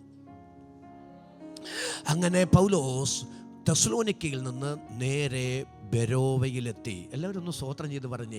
ബെരോവയിൽ അനുഗ്രഹിക്കപ്പെട്ട സഭയുണ്ടായി. പക്ഷേ തെസ്സലോനിക്കയിൽ നിന്നുള്ള സുവിശേഷ വിരോധികൾ ബെരോവയിലും വന്ന് പ്രതിസന്ധികൾ ഉണ്ടാക്കി. ബെരോവയിൽ നിന്ന് പൗലോസ് നേരെ അഥേനയിലേക്ക് പോയി. അഥേനയിലെ വിശ്വപ്രസിദ്ധമായ അരിയോപഗ കുന്നിൻ്റെ മുകളിലേക്കൊക്കെ അദ്ദേഹത്തെ ഉന്തി തള്ളി ആൾക്കാർ കൊണ്ടുപോയി. അവിടെ പുനരുദ്ധാനത്തെക്കുറിച്ച്, മരിച്ചവരുടെ ഉയർത്തെഴുന്നേൽപ്പിനെക്കുറിച്ച് പൗലോസ്ലീഹ നടത്തുന്ന പ്രൗഢഗംഭീരമായ പ്രസംഗം അപ്പോസ്തല പ്രവൃത്തികളുടെ പുസ്തകം 17-ാം അധ്യായത്തിൽ രേഖപ്പെടുത്തി. അഥേനയിൽ നിന്ന് പൗലോസ് നേരെ പോകുന്നത് കൊരിന്തിലേക്കാണ്. കൊരിന്തിൽ ഇരുന്നു കൊണ്ടാണ് തെസ്സലോനിക്കർക്ക് പൗലോസ് ഈ ലേഖനം എഴുതുന്നത്. ഒരു നല്ല ആമേൻ പറഞ്ഞൊന്ന് വന്നേ. അങ്ങനെ തെസ്സലോനിക്കയിൽ ഇരുന്ന് ഈ ലേഖനം എഴുതാനൊരു പശ്ചാത്തലമുണ്ട്. എന്താണ് ആ പശ്ചാത്തലം? കൊരിന്തിൽ അദ്ദേഹം കർത്താവിൻ്റെ വേല ചെയ്യുന്നെങ്കിലും ഹൃദയത്തിനകത്ത് വലിയ പ്രയാസം. എന്താ പ്രയാസമെന്നറിയാമോ? തെസ്സലോനിക്ക സഭയെ സംബന്ധിച്ചുള്ള ആശങ്കയാണ്. എന്താ പൗലോസിനെ ആശങ്കാകുലനാക്കിയത്? നിങ്ങൾ ശ്രദ്ധിച്ച ആ വാക്യം 3-ാം അധ്യായം 5-ാമത്തെ വാക്യം. 1 തെസ്സലോനി, ഇത് നിമിത്തം എനിക്ക് ഒട്ടും, എല്ലാവരും ഒന്ന് സ്വോത്രം ചെയ്തതിനോട് വന്നേ, ഇത് നിമിത്തം എനിക്ക് ഒട്ടും സഹിച്ചുകൂടും. മതി മതി, ഞാൻ പിന്നീട് വിശദീകരിക്കാം, ലളിതവൽക്കരിക്കാൻ. എൻ്റെ ഭാഷ എനിക്ക് ഒട്ടും സഹിക്കാൻ വയ്യേ അല്ലേ നമ്മൾ പറയുന്നില്ലേ, എനിക്ക് അങ്ങോട്ട് അത് സഹിക്കാൻ കഴിയുന്നില്ലേ എന്ന് നമ്മൾ പറയില്ലേ. ഇതുപോലെ പൗലോസ് പറയുകയാണ്, എനിക്ക് ഒട്ടും സഹിച്ചുകൂടാഞ്ഞിട്ട്. ഇപ്പൊ പൗലോസിനെ അത്ര ഭാരപ്പെടുത്തിയ, അത്ര ആശങ്കാകുലനാക്കിയ കാര്യം എന്താണ്? പക്ഷെ ഞാനൊരു മറുവശം പറയാനാ പറയുന്നത്, അതിന് പരിഹാരം ദൈവം വരുത്തിയപ്പോൾ കൃതജ്ഞതാപൂർവം എഴുതിയ ലേഖനമാണ് തെസ്സലോനിക്ക ലേഖനം. എല്ലാവരും എന്നോട് നിന്ന് ചേർന്ന് ആമേൻ പറയണം. എനിക്ക് വലിയ മാനസിക പിരിമുറുക്കം ഉണ്ടായിരുന്നു പ്രിയരേ, പക്ഷെ ഞാൻ ഭയപ്പെട്ടതുപോലെ ഒന്നും ഉണ്ടായില്ല. അത് സന്തോഷത്തോടെ പൗലോസ് എന്ന് പറയുന്നതാണ് ആ ഭാഗത്ത്. അവിടേക്കാണ് ഞാൻ നിങ്ങളുടെ ശ്രദ്ധ കൊണ്ടുവരുന്നത്. അങ്ങനെയാണെങ്കിൽ തെസ്സലോനിക്ക സഭയെ സംബന്ധിച്ച് മനോഹരമായ ഒരു പഠനമാണ് ഞാൻ നിങ്ങളുമായി പങ്കുവയ്ക്കുന്നത്. സ്തോത്രം. നമ്മളെ ഒന്ന് ഉറപ്പിക്കാനാണ് പരിശുദ്ധാത്മാവ് ആഗ്രഹിക്കുന്നത്. അപ്പോൾ ഈ പൗലോസിനെ ആശങ്കാകുലനാക്കിയ കാര്യം എന്തൊക്കെയാണെന്ന് നോക്കാം. തെസ്സലോനിക്ക സഭ അന്ന് കടന്നു പോകുന്ന ചില പ്രതിസന്ധികളുണ്ട്. ഒന്ന് തെസ്സലോനിക്ക ലേഖനം 1-ാം അധ്യായം അതിൻ്റെ 6-ാമത്തെ വാക്യം ഒന്ന് വായിച്ചേ. ബഹുകഷ്ടം സഹിക്കേണ്ടി വന്നിട്ടും നിങ്ങൾ പരിശുദ്ധാത്മാവിന്റെ സന്തോഷത്തോടെ വചനം കൈക്കൊണ്ട്. മതി, എല്ലാവരും എൻ്റെ മുഖത്ത് നോക്കുന്നില്ല. ബഹുകഷ്ടം സഹിക്കേണ്ടി വന്നിട്ടും നിങ്ങൾ പരിശുദ്ധാത്മാവിൻ്റെ സന്തോഷത്തോടെ വചനം കൈക്കൊണ്ട്. ഞാനീ പറയുന്നതേ ഹൃദയത്തിൽ നിന്ന് എഴുതി വെക്കണം. യേശുക്രിസ്തു എന്നൊരു വാക്ക് അതിനു മുമ്പ് തെസ്സലോനിക്ക പട്ടണം കേട്ടിട്ടില്ല. സഹസ്രാബ്ദങ്ങളായി അവർ അനുവർത്തിക്കുന്ന ആചാരങ്ങൾ, അനുഷ്ഠാനങ്ങൾ, അവരുടെ മതം, ബന്ധുബലം എല്ലാമുള്ളൊരു പട്ടണം. ആ പട്ടണത്തിൽ ആദ്യമായി ക്രിസ്തുവിനെ കേട്ട് ഇങ്ങോട്ട് ഇറങ്ങി വരുമ്പോഴേ ഒരു നല്ല ആമേൻ പറഞ്ഞ്, അത്ര ഈസി ആയിരുന്നില്ല. അത് ബഹു കഷ്ടം സഹിക്കേണ്ടി വന്നിട്ടും. ഹല്ലേലൂയ. ഒന്നുകൂടെ സ്തോത്രം ചെയ്ത് പറഞ്ഞേ.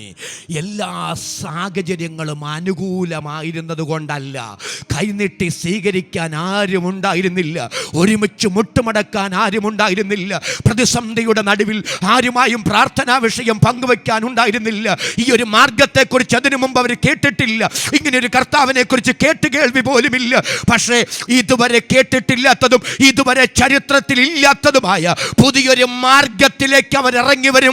അതത്ര ഈസി ആയിരുന്നില്ല. അതിനവർ കൊടുക്കേണ്ടി വന്ന വില കനത്തതായിരുന്നു. പൗലോസ് പറയുകയാണ്, ബഹു കഷ്ടം സഹിക്കേണ്ടി വന്നിട്ടും. നല്ല ആമേൻ എന്നോട് ചേർന്നൊന്ന് പറയാവോ? നീ ബഹു കഷ്ടം എന്നാന്നൊക്കെ ഞാൻ പറയാം. 2 കാര്യമേ പറയത്തുള്ളൂ. 2-ാം അധ്യായത്തെ അതിൻ്റെ 14-ാമത്തെ. ഞാൻ ഇങ്ങനെ പോകുന്നതുകൊണ്ട് നിങ്ങൾക്ക് ബുദ്ധിമുട്ടില്ലല്ലോ. അപ്പോൾ അതിനൊന്ന് പറഞ്ഞു ഉറപ്പിക്കാനുള്ള ഒരു വ്യഗ്രത കൊണ്ടാണ്. 2-ാം അധ്യായം. യഹൂദയിൽ ക്രിസ്തു യേശുവിലുള്ള ദൈവസഭകൾക്ക് നിങ്ങൾ അനുകാരികളായി തീർന്നു. അവർ യഹൂദരാൽ അനുഭവിച്ചത് തന്നെ നിങ്ങളും സ്വജാതിക്കാരാൽ അനുഭവിച്ചുവല്ലോ. മതി പറയാം. സഹോദരന്മാരെ, യഹൂദയിലുള്ള ദൈവസഭകൾക്ക് നിങ്ങൾ അനുകാരികളായി തീർന്നു. അവർ യഹൂദരാൽ അനുഭവിച്ചത് തന്നെ നിങ്ങളും സ്വജാതിക്കാരാൽ അനുഭവിച്ചുവല്ലോ. എൻ്റെ അർത്ഥം പറയാം. 1-ാം നൂറ്റാണ്ടിലെ സഭ, മഹാഭൂരിപക്ഷം സഭ യഹൂദ പശ്ചാത്തലത്തിൽ നിന്ന് വന്ന വിശ്വാസികളെ കൊണ്ട് നിറയപ്പെട്ടതായിരുന്നു. ഹലോ, മറ്റൊരു ബൈബിൾ സ്റ്റഡിയിലേക്ക് പോകാതിരിക്കാൻ ഞാൻ തിരിച്ചു വരികയാണ്. അപ്പോൾ പൗലോസ് ഇവിടെ പറയുകയാണ്, അങ്ങനെ എബ്രായ മതത്തിൽ നിന്ന് വിശ്വാസത്തിലേക്ക് വന്ന ദൈവമക്കളില്ലേ, അവർക്ക് നിങ്ങൾ അനുകാരികളായി തീർന്നു. എങ്ങനെ അനുകാരികളായി തീർന്നു? അവർ യഹൂദരാൽ അനുഭവിച്ചത് തന്നെ. രക്ഷിക്കപ്പെട്ട യഹൂദ പശ്ചാത്തലത്തിൽ നിന്ന് വന്ന ദൈവമക്കളെ രക്ഷിക്കപ്പെടാത്ത യഹൂദർ ശാരീരികമായി ഉപദ്രവിച്ചു. പൗലോസ് പറയണം, ആ കാര്യത്തിൽ നിങ്ങൾ ആ ദൈവമക്കൾക്ക് അനുകാരികളായി തീർന്നു. അവർ യഹൂദരാൽ അനുഭവിച്ചത് തന്നെ. ഒരു നല്ല ആമേൻ പറഞ്ഞ്. നിങ്ങളും സ്വജാതിക്കാരാൽ അനുഭവിച്ചുവല്ലോ. അർത്ഥം, തെസ്സലോനിക്ക സഭയിൽ ദൈവത്തെ ആരാധിക്കാൻ വേർതിരിക്കപ്പെട്ടു വന്ന ദൈവമക്കളെ രക്ഷിക്കപ്പെടാത്ത യവനായർ ശാരീരികമായി അതിക്രൂരമായി ഉപദ്രവിച്ചു. എൻ്റെ നാടൻ ഭാഷയെ പറയാം, അതിക്രൂരമായ നരനായാട്ടിനവർ വിധേയരായി. എന്നോട് ചേർന്ന് ഒരു ആമേൻ പറഞ്ഞു വരണം. ഇനി ശ്രദ്ധിച്ചേ, 1-2 ആഴ്ചയല്ല, 1-2 വർഷവുമല്ല. ഒരു നല്ല ആമേൻ പറയണം. പൗലോസ് ഈ ലേഖനം എഴുതുമ്പോഴും പ്രതിസന്ധി തീർന്നിട്ടില്ല. 2 തെസ്സലോനിക്ക ലേഖനത്തിലേക്കൊന്ന് വന്നേ. 2 തെസ്സലോനിക്ക ലേഖനം 1-ാം അധ്യായം അതിന്റെ 6 മുതൽ 8 വരെ. കർത്താവായ യേശു തന്റെ ശക്തിയുള്ള ദൂതന്മാരുമായി സ്വർഗ്ഗത്തിൽ നിന്ന് അഗ്നിജ്വാലയിൽ പ്രത്യക്ഷനായി ദൈവത്തെ അറിയാത്തവർക്കും നമ്മുടെ കർത്താവായ യേശുവിന്റെ സുവിശേഷം അനുസരിക്കാത്തവർക്കും പ്രതികാരം കൊടുക്കുമ്പോൾ, അടുത്തത്, നിങ്ങളെ പീഡിപ്പിക്കുന്നവർക്ക് പീഡയും പീഡ അനുഭവിക്കുന്ന നിങ്ങൾക്ക് ഞങ്ങളോടുകൂടെ ആശ്വാസവും പകരം നൽകുന്നത് ദൈവസന്നദ്ധിയിൽ നീതിയല്ലയോ? എല്ലാവരും എൻ്റെ മുഖത്തോട് നോക്കിയേ. പൗലോസ് പറയുകയാണേ, നിങ്ങളെ പീഡിപ്പിക്കുന്നവർക്ക് പീഡയും. അപ്പോൾ ഇപ്പോഴും ഇവർ പീഡിപ്പിക്കപ്പെട്ടോണ്ടേയിരിക്കുക. ഒരു നല്ല ആമേനെന്ന് പറ. എന്ന് തുടങ്ങിയതാ, രക്ഷിക്കപ്പെട്ടോ തുടങ്ങിയതാ. ഇപ്പോഴും പീഡ തീർന്നിട്ടില്ല. പീഡിപ്പിക്കുന്നവന്റെ കണ്ണുന്തി വരുന്നതല്ലാതെ നമ്മൾ പറയത്തില്ല, കർത്താവേ അവർക്ക് ഒരു കുഴപ്പമില്ല. ഞാൻ പറയുന്നത് നിങ്ങൾക്ക് വല്ലതും തിരിയുന്നുണ്ടോ? നിങ്ങളെ വചനത്തിൽ നിന്ന് ഉറപ്പിക്കാനാണ് ഞാൻ ഈ കാര്യങ്ങൾ പറയുന്നേ. പീഡിപ്പിക്കുന്നവർക്ക് പീഡയും പീഡ അനുഭവിക്കുന്ന നിങ്ങൾക്ക് ഞങ്ങളോടുകൂടെ ആശ്വാസവും പകരം നൽകുന്നത് നീതിയല്ലയോ? എപ്പോൾ? കർത്താവ് വരുമ്പോൾ. എന്താ പൗലോസ് പറയുന്നത്? ഈ മണ്ണിലെ ഏതൊരു പ്രതിസന്ധിയെയും നിത്യതയുടെ വെളിപ്പാടിൽ അതിജീവിക്കാൻ കഴിയുന്നതാണ് ആത്മീയ കരുത്ത്. ഇന്ന് പകൽ കൃപ ലഭിച്ച ദൈവമക്കളോട് ഞാൻ വിളിച്ചു പറയുന്നു, പ്രതിസന്ധി മാറുകയോ മാറാതിരിക്കുകയോ, നേട്ടങ്ങളോ കോട്ടങ്ങളോ ഉയർച്ചകളോ താഴ്ചകളോ, ജീവിതത്തിൽ എന്തുമാകട്ടെ, ജീവിതത്തിന്റെ ഏതൊരു പ്രതിസന്ധിയെയും നിത്യതയുടെ വെളിപ്പാടിൽ അതിജീവിക്കാൻ കഴിയുന്ന ഒരൊറ്റ മാർഗം, അത് ക്രിസ്തീയ മാർഗമാണ്. അത് നമ്മുടെ വിശ്വാസമാണ്. അതരം തുറന്ന് എന്നോട് ചേർന്ന് ആമേൻ പറയാൻ എത്ര പേർക്ക് മനസ്സുണ്ട്? നൊടി നേരത്തേക്കുള്ള ഞങ്ങളുടെ ലഘുവായ കഷ്ടം അത്യന്തം തേജസ്സിന്റെ നിത്യഘനമാണെന്ന് ആത്മാവിൽ സ്തോത്രം ചെയ്ത് പറയാൻ മനസ്സുള്ളവർ കരവ് ശബ്ദമുയർത്തി ഒരിക്കൽ കൂടെ ദൈവത്തെ സ്തുതിക്കാം. ഓടിച്ചു പറയണ്ടേ? അപ്പൊ ഒന്ന്, പൗലോസിനെ ആശങ്കാകുലനാക്കിയത്. ആ വാക്യം ഒന്നുകൂടെ ശ്രദ്ധിച്ചേ. ഞങ്ങളുടെ പ്രയത്നം വെറുതെ ആയിപ്പോയോ എന്ന് പറഞ്ഞാൽ എൻ്റെ അർത്ഥം എന്നാ? ഞങ്ങൾ നിങ്ങളുടെ അടുക്കൽ വന്നത്, ഈ കഷ്ടപ്പെട്ട് സുവിശേഷം പറഞ്ഞതും നിങ്ങളെ ഈ കൃപയിലേക്ക് കൊണ്ടുവന്നതും ഒക്കെ വെറുതെ ആയിപ്പോയോ എന്ന് പറഞ്ഞ ആശയം എന്നാ? നിങ്ങളിതെല്ലാം ഇട്ടേച്ച് ഒന്ന് ആമേൻ പറഞ്ഞ് തിരിച്ചു പോകൂ. അതാ പൗലോസിന്റെ ആശങ്ക. ഞാൻ അതിന് ഒരു മറുവശം പറയാൻ വരുന്നുണ്ട്, അതിനാണ് ഞാൻ ഓടിച്ചങ്ങ് വരുന്നത്. അപ്പൊ എൻ്റെ ദൈവമേ, അന്ന് തുടങ്ങിയ പീഡയാ ഇന്നും തീർന്നിട്ടില്ല. ഈ പീഡയുടെ നടുവിൽ ഈ ദൈവമക്കൾ പിടിച്ചു നിൽക്കുമോ എന്നൊരാശങ്ക പൗലോസിന്റെ അകത്തുണ്ടായി. രണ്ടാമത് പറഞ്ഞിട്ട് ഞാൻ മൂന്നാമത്തെ ഒരു ചിന്തയിലേക്ക് വരണം. അതാ പ്രധാന ചിന്ത, അതിലേക്കാണ്. അടുത്തത്, ആ സഭ അഭിമുഖീകരിക്കുന്ന ഏറ്റവും വലിയ പ്രതിസന്ധി. വളരെ ശ്രദ്ധിച്ച് കേൾക്കണം. ആ സഭയിലുള്ള പ്രിയപ്പെട്ടവരെ ചിലർ നിത്യതയിലേക്ക് ചേർക്കപ്പെട്ടു. അതുകൊണ്ട് 1 തെസ്സലോനിക്കർ 4:13 സഹോദരന്മാരെ, പ്രത്യാശയില്ലാത്ത എല്ലാവരും ഒന്ന് സ്തോത്രം ചെയ്തു, മറ്റുള്ളവരെ പോലെ ദുഃഖിക്കാതിരിക്കേണ്ടുന്നതിന് നിദ്ര കൊള്ളുന്നവരെ കുറിച്ച് എല്ലാവരും ഒന്ന് സ്തോത്രം ചെയ്ത് പറഞ്ഞ്, അറിവില്ലാതിരിക്കരുത് എന്ന് ഞങ്ങൾ ആഗ്രഹിക്കുന്നു. ഇപ്പൊ പ്രിയപ്പെട്ടവരുടെ വേർപാട് ഇവരെ അതിദുഃഖത്തിലേക്ക് നടത്തി. എല്ലാവരും എന്നോട് ചെന്ന് ശ്രദ്ധിച്ച് വരുന്നുണ്ടോ? എന്തുകൊണ്ട് ദൈവമേ ഒരു സൈഡിൽ കൂടെ പീഡ നടന്നുകൊണ്ടിരിക്കുന്നു? ഒത്തിരി വില കൊടുത്താണ് ഞങ്ങൾ ഈ മാർഗത്തിലേക്ക് ഇറങ്ങി വന്നത്. പക്ഷേ ഈ പ്രതിസന്ധിയുടെ നടുവിൽ ഞങ്ങളുടെ പ്രിയപ്പെട്ടവരെയും ഞങ്ങൾക്ക് നഷ്ടപ്പെട്ടു. ചോദ്യങ്ങളുടെ മുൻപിൽ അവർ പതറുകയാണ്. എല്ലാവരും എന്നോട് വരുന്നുണ്ടെന്നാണ് എൻ്റെ ചിന്ത. ഇതെല്ലാം പൗലോസിന് ടെൻഷൻ വർദ്ധിപ്പിച്ചു. എല്ലാവരും ഒന്ന് സ്തോത്രം ചെയ്ത് എന്നോട് വന്നേ. ഇതെല്ലാം പൗലോസിന് ടെൻഷൻ വർദ്ധിപ്പിച്ചു. പൗലോസ് പറയുകയാണ്, ആ വാക്യം 3:5 മനപ്പാടം അറിയാമല്ലോ, ഒരുമിച്ചൊന്ന് പറഞ്ഞേ. 3:5 ഇത് നിമിത്തം എനിക്ക് ഇത് നിമിത്തം എനിക്ക് ഒട്ടും സഹിച്ചുകൂടാഞ്ഞിട്ട്. ഇനി സഹിക്കാതിരിക്കാൻ കാരണം അറിയോ? ഈ പ്രതിസന്ധി അല്ല പൗലോസിനെ ടെൻഷൻ അടിപ്പിച്ചത്. അടുത്തൊരു പദം ശ്രദ്ധിച്ചു, പരീക്ഷകൻ നിങ്ങളെ പരീക്ഷിച്ചുവോ?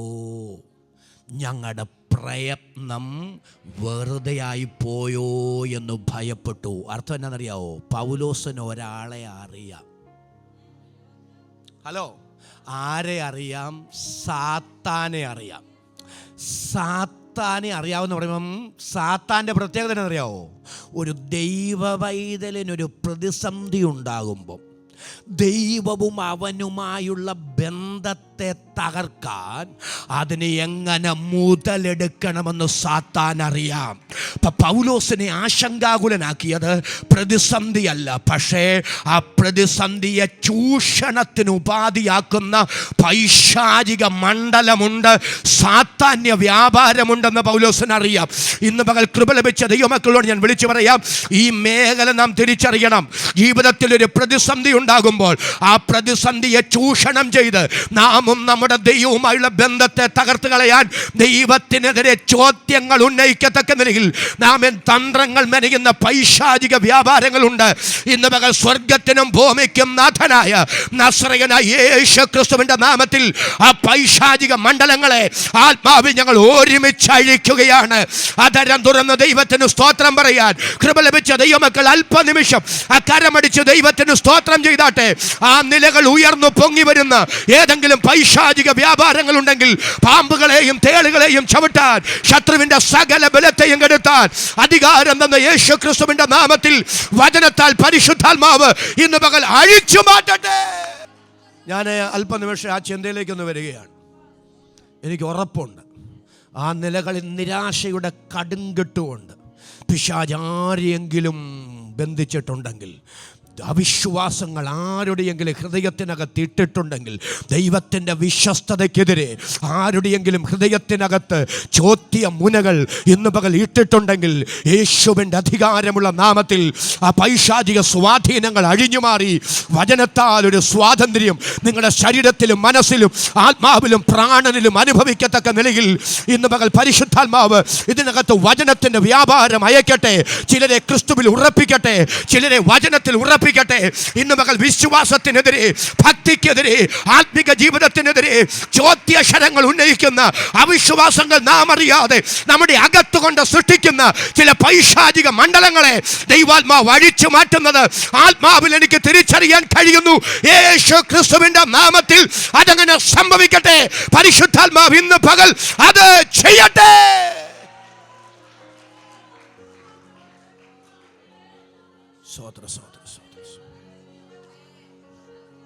എല്ലാവരും ഒന്ന് സ്തോത്രം ചെയ്തതിനോട് വരണം.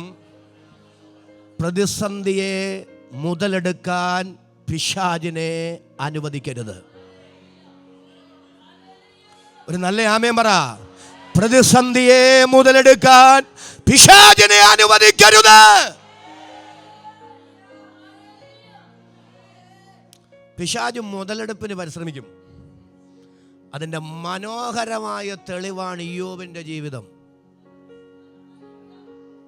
നല്ല ആമേൻ എന്ന് പറയാം. ഇയ്യോബിന്റെ പുസ്തകം 2-ാം അധ്യായം 9-ാമത്തെ വാക്യം ഒന്ന് വായിച്ചു. ഇയ്യോബിന്റെ ഭാര്യ ഇയ്യോബിനോട് പറയാ, എന്ന് ശ്രദ്ധിച്ചു കേട്ടെ, നീ ഇപ്പോഴും നിന്റെ ഭക്തി മുറുകെ പിടിച്ചോണ്ടിരിക്കുകയാണോ? ദൈവത്തെ ത്യജിച്ചു പറഞ്ഞ് നമ്മൾ അതിന് കൊടുക്കുന്ന വ്യാഖ്യാനേ എല്ലാവരും ഒന്ന് ശ്രദ്ധിച്ച്. പോയി ചത്തുകൂടെ മനുഷ്യ എന്നൊക്കെയാണ് നമ്മളങ്ങനെ ചിന്തിക്കുന്നത്. അങ്ങനല്ല, എൻ്റെ സെൻസ് നിങ്ങൾ മനസ്സിലാക്കണം. നിങ്ങൾ ശ്രദ്ധിച്ച്, നീ ഇപ്പോഴും നിന്റെ ഭക്തി ദൈവത്തെ തിരിച്ച് പറഞ്ഞ് ചത്ത് കളക എന്ന് പറഞ്ഞാൽ അർത്ഥം അറിയാമോ?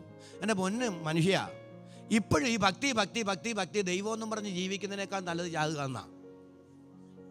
നിങ്ങൾക്ക് മനസ്സിലായില്ല? ഹലോ, നീ ആത്മഹത്യ ചെയ്യാൻ പ്രേരിപ്പിക്കുകയല്ല, അതിൻ്റെ ഉദ്ദേശം നിങ്ങൾ അറിയണം. ഇപ്പോഴും ഈ ഭക്തിയും ദൈവമെന്നും പറഞ്ഞ് മുന്നോട്ട് പോകാനാ അതിനേക്കാൾ നല്ലത്. അപ്പോളേ എൻ്റെ ചോദ്യേ, ഹലോ, നമ്മൾ ഇയ്യോബിൻ്റെ ഭാര്യയെ കുറ്റം പറയാൻ വരട്ടെ, പിശാചിൻ്റെ തന്ത്രം നിങ്ങൾ തിരിച്ചറിയണം. ഇയ്യോബിൻ്റെ പുസ്തകത്തിൽ പിശാച് എന്താ വരുത്തി തീർക്കുന്നറിയാവോ? വരുത്തി തീർക്കുന്ന പറയാം, ദൈവം ഒരു ക്രൂരനാണെന്നാണ്. ഹലോ പ്ലീസ്, പിശാച് വരുത്തി തീർക്കുന്നത്. ഞാൻ തെളിയിച്ചു തരാം. ഇയ്യോബിൻ്റെ ഭാര്യ ആ തന്ത്രത്തിൽ വീണു. 7000 ആടും 3000 ഒട്ടകവും 500 കാളയും 500 പെൺകഴുതിയൊക്കെ ഇയ്യോബിനില്ലേ? ഉണ്ടോ? പറ. 7, 3, 10 മക്കളും ഉണ്ട്. ഒരു കാര്യം പറയാനാ, ഈ 7000 ആട് തീ കൊണ്ട് വേകുകയായിരുന്നല്ലോ, അല്ലേ? അതെ. അപ്പൊ വേലക്കാരിൽ ഒരുത്തൻ വഴുതി പോന്നല്ലോ, അല്ലേ? പോന്നവൻ വന്ന് ഇയ്യോബിനോട് പറയാ, ദൈവത്തിൻ്റെ തീ ആകാശത്തു നിന്ന് വീണ് കത്തി 7000 ആടുകളെ ദഹിപ്പിച്ചു കളഞ്ഞു, വേലക്കാരും വെന്തുപോയി. ഈ കാര്യം നിന്നോട് പറയാൻ ഞാൻ ഒരുവൻ മാത്രം വഴുതിപ്പോന്നു. എൻ്റെ ചോദ്യം, ദൈവമാണോ തീയിട്ടെ? പക്ഷെ ഇവൻ എന്നാ പറയുന്നേ? സ്വാഭാവികതയല്ല, കാട്ടുതീയല്ല, ഇടിവെട്ടി ആകാശത്തൊന്ന് വീണതുമല്ല, ഒരിടിയും ഉണ്ടായിരുന്നില്ല, ദൈവമിട്ട തീയാണ്. തീയിട്ടതാരാ? സ്വോത്രം പറഞ്ഞതിനോട് വന്നേ. പക്ഷെ ആരിട്ടതാന്നാ വരുത്തി തീർക്കുന്നേ? ഇവൻ എന്തിനാ ഇത്രയും കൊടും ക്രൂരത ചെയ്തേ? ഒരു നല്ല ആമേനോട് പറയാം, ഇവൻ എത്ര കൊടും ക്രൂരത ചെയ്ത എന്തിനാ? ദൈവം എത്ര ക്രൂരനാണെന്ന് ഇവരുടെ മുമ്പിലൊന്ന് വരുത്തി തീർക്കാനാ.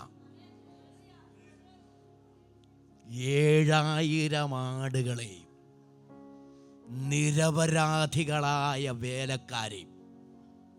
ഞാൻ ഭയപ്പെട്ടു പോയി.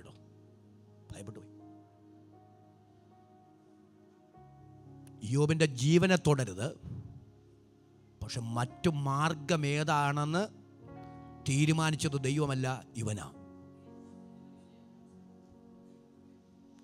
ഇവൻ സ്വീകരിച്ച മാർഗം അതിക്രൂരമായിരുന്നു. എല്ലാവരും എന്നോട് ചേർന്ന് വരുന്നുണ്ടോ? അതുകൊണ്ട് ഇയ്യോബിൻ്റെ ഭാര്യ നിസ്സഹായരായ വേലക്കാരെ, ഒന്നും അറിയാത്ത 7000 ആടുകളെയും നിഷ്കരുണം തീയിറക്കി നശിപ്പിച്ച. എല്ലാവരും എന്നോട് വരുന്നുണ്ടോ? നമ്മുടെ സമൂഹത്ത് ജീവിക്കുന്ന നമ്മുടെ ചുറ്റുപാടുമുള്ള മനുഷ്യരും ഇതൊക്കെ തന്നെയാ ചോദിക്കുന്നെന്ന്.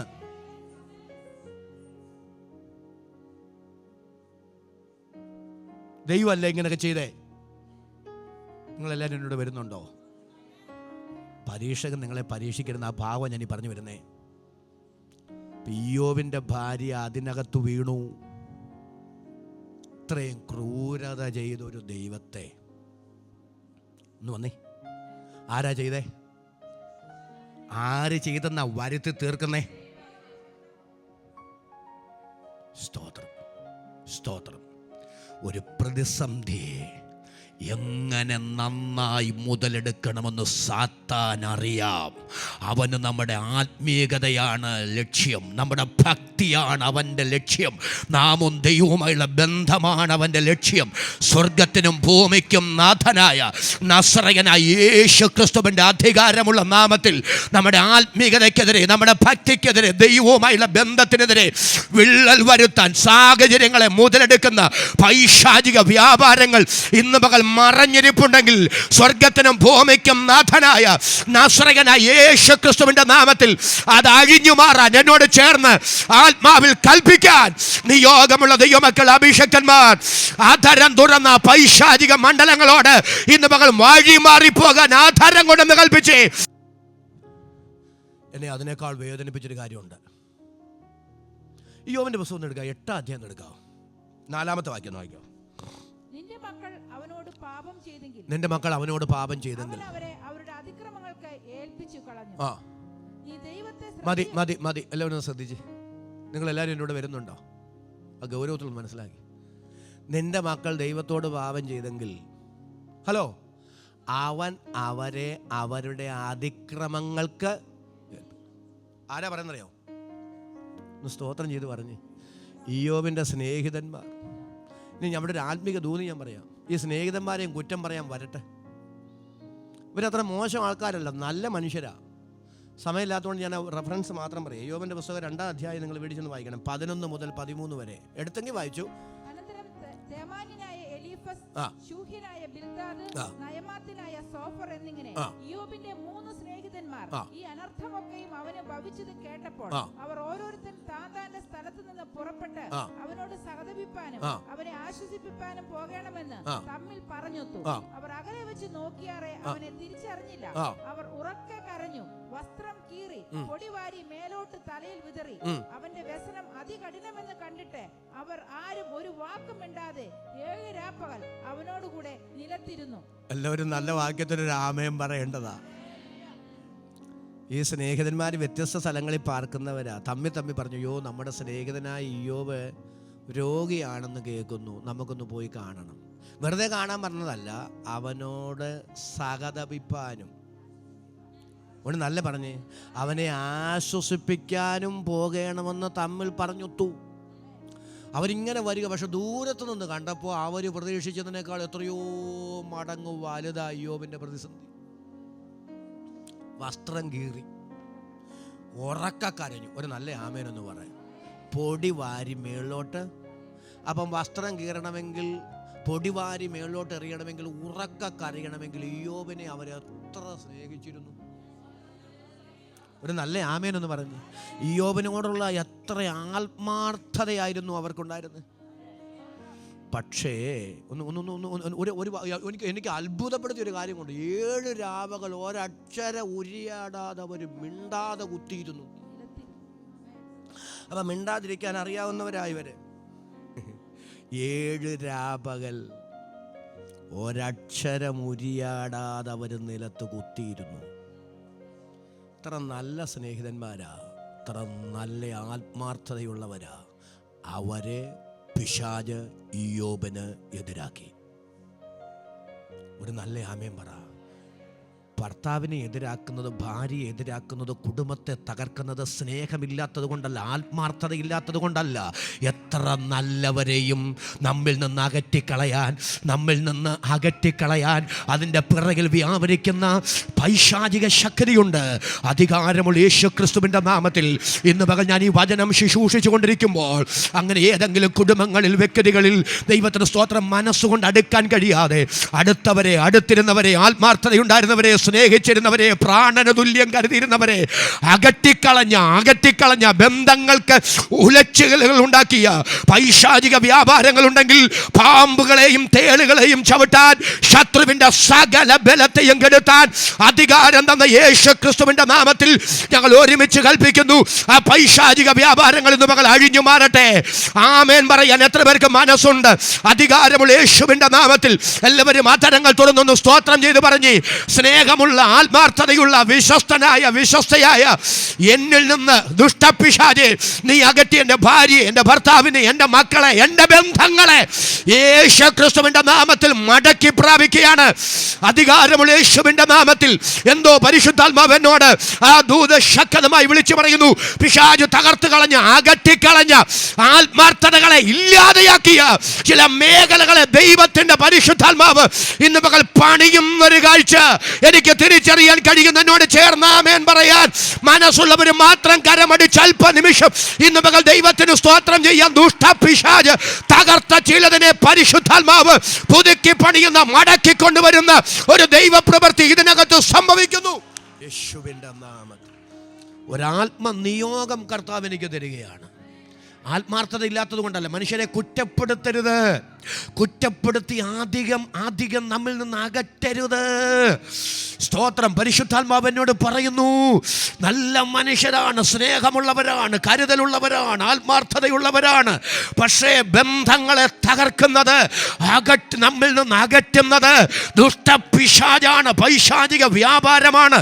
അറുക്കാനും മുടിക്കാനും കൊല്ലാനും മോഷ്ടിക്കാനുമാണ് പിശാച് വന്നത്. എന്നാൽ കർത്താവ് വന്നത് ജീവനെ തരുവാനും, അല്ല സമർത്ഥമായ ജീവനെ തരുവാനുമാകിയാൽ പൈശാചിക മണ്ഡലങ്ങൾ അകറ്റിക്കളഞ്ഞ ചിലതിനെ, ദൈവത്തിന് സ്തോത്രം, ഇരുളിന്റെ ശക്തികൾ തകർത്തെറിഞ്ഞ ചിലതിനെ പരിശുദ്ധാത്മാവ് ഇന്ന് പകൽ വിളക്കി ചേർക്കട്ടെ. കർത്താവ് മടക്കി വരുത്തട്ടെ. ആഴമായ രൂപാന്തരം ചിലതിൽ സംഭവിക്കട്ടെ. ചില പൈശാചിക പദ്ധതികൾ ഇന്ന് പകൽ ദൈവാത്മാവ് അഴിച്ചു മാറ്റട്ടെ. എന്നോട് ചേർന്ന് വിശ്വാസത്താൽ ആമേൻ പറയുന്ന എത്ര പേർ ഇതിനകത്ത് വന്നിട്ടുണ്ട്, അവർക്കായി ഞാൻ ദൈവത്തെ സ്തുതിക്കുന്നു.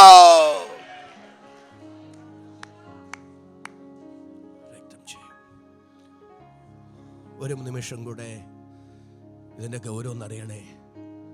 എത്ര നല്ല സ്നേഹിതന്മാര്, എത്ര വേദനാജനകമായ കാര്യ.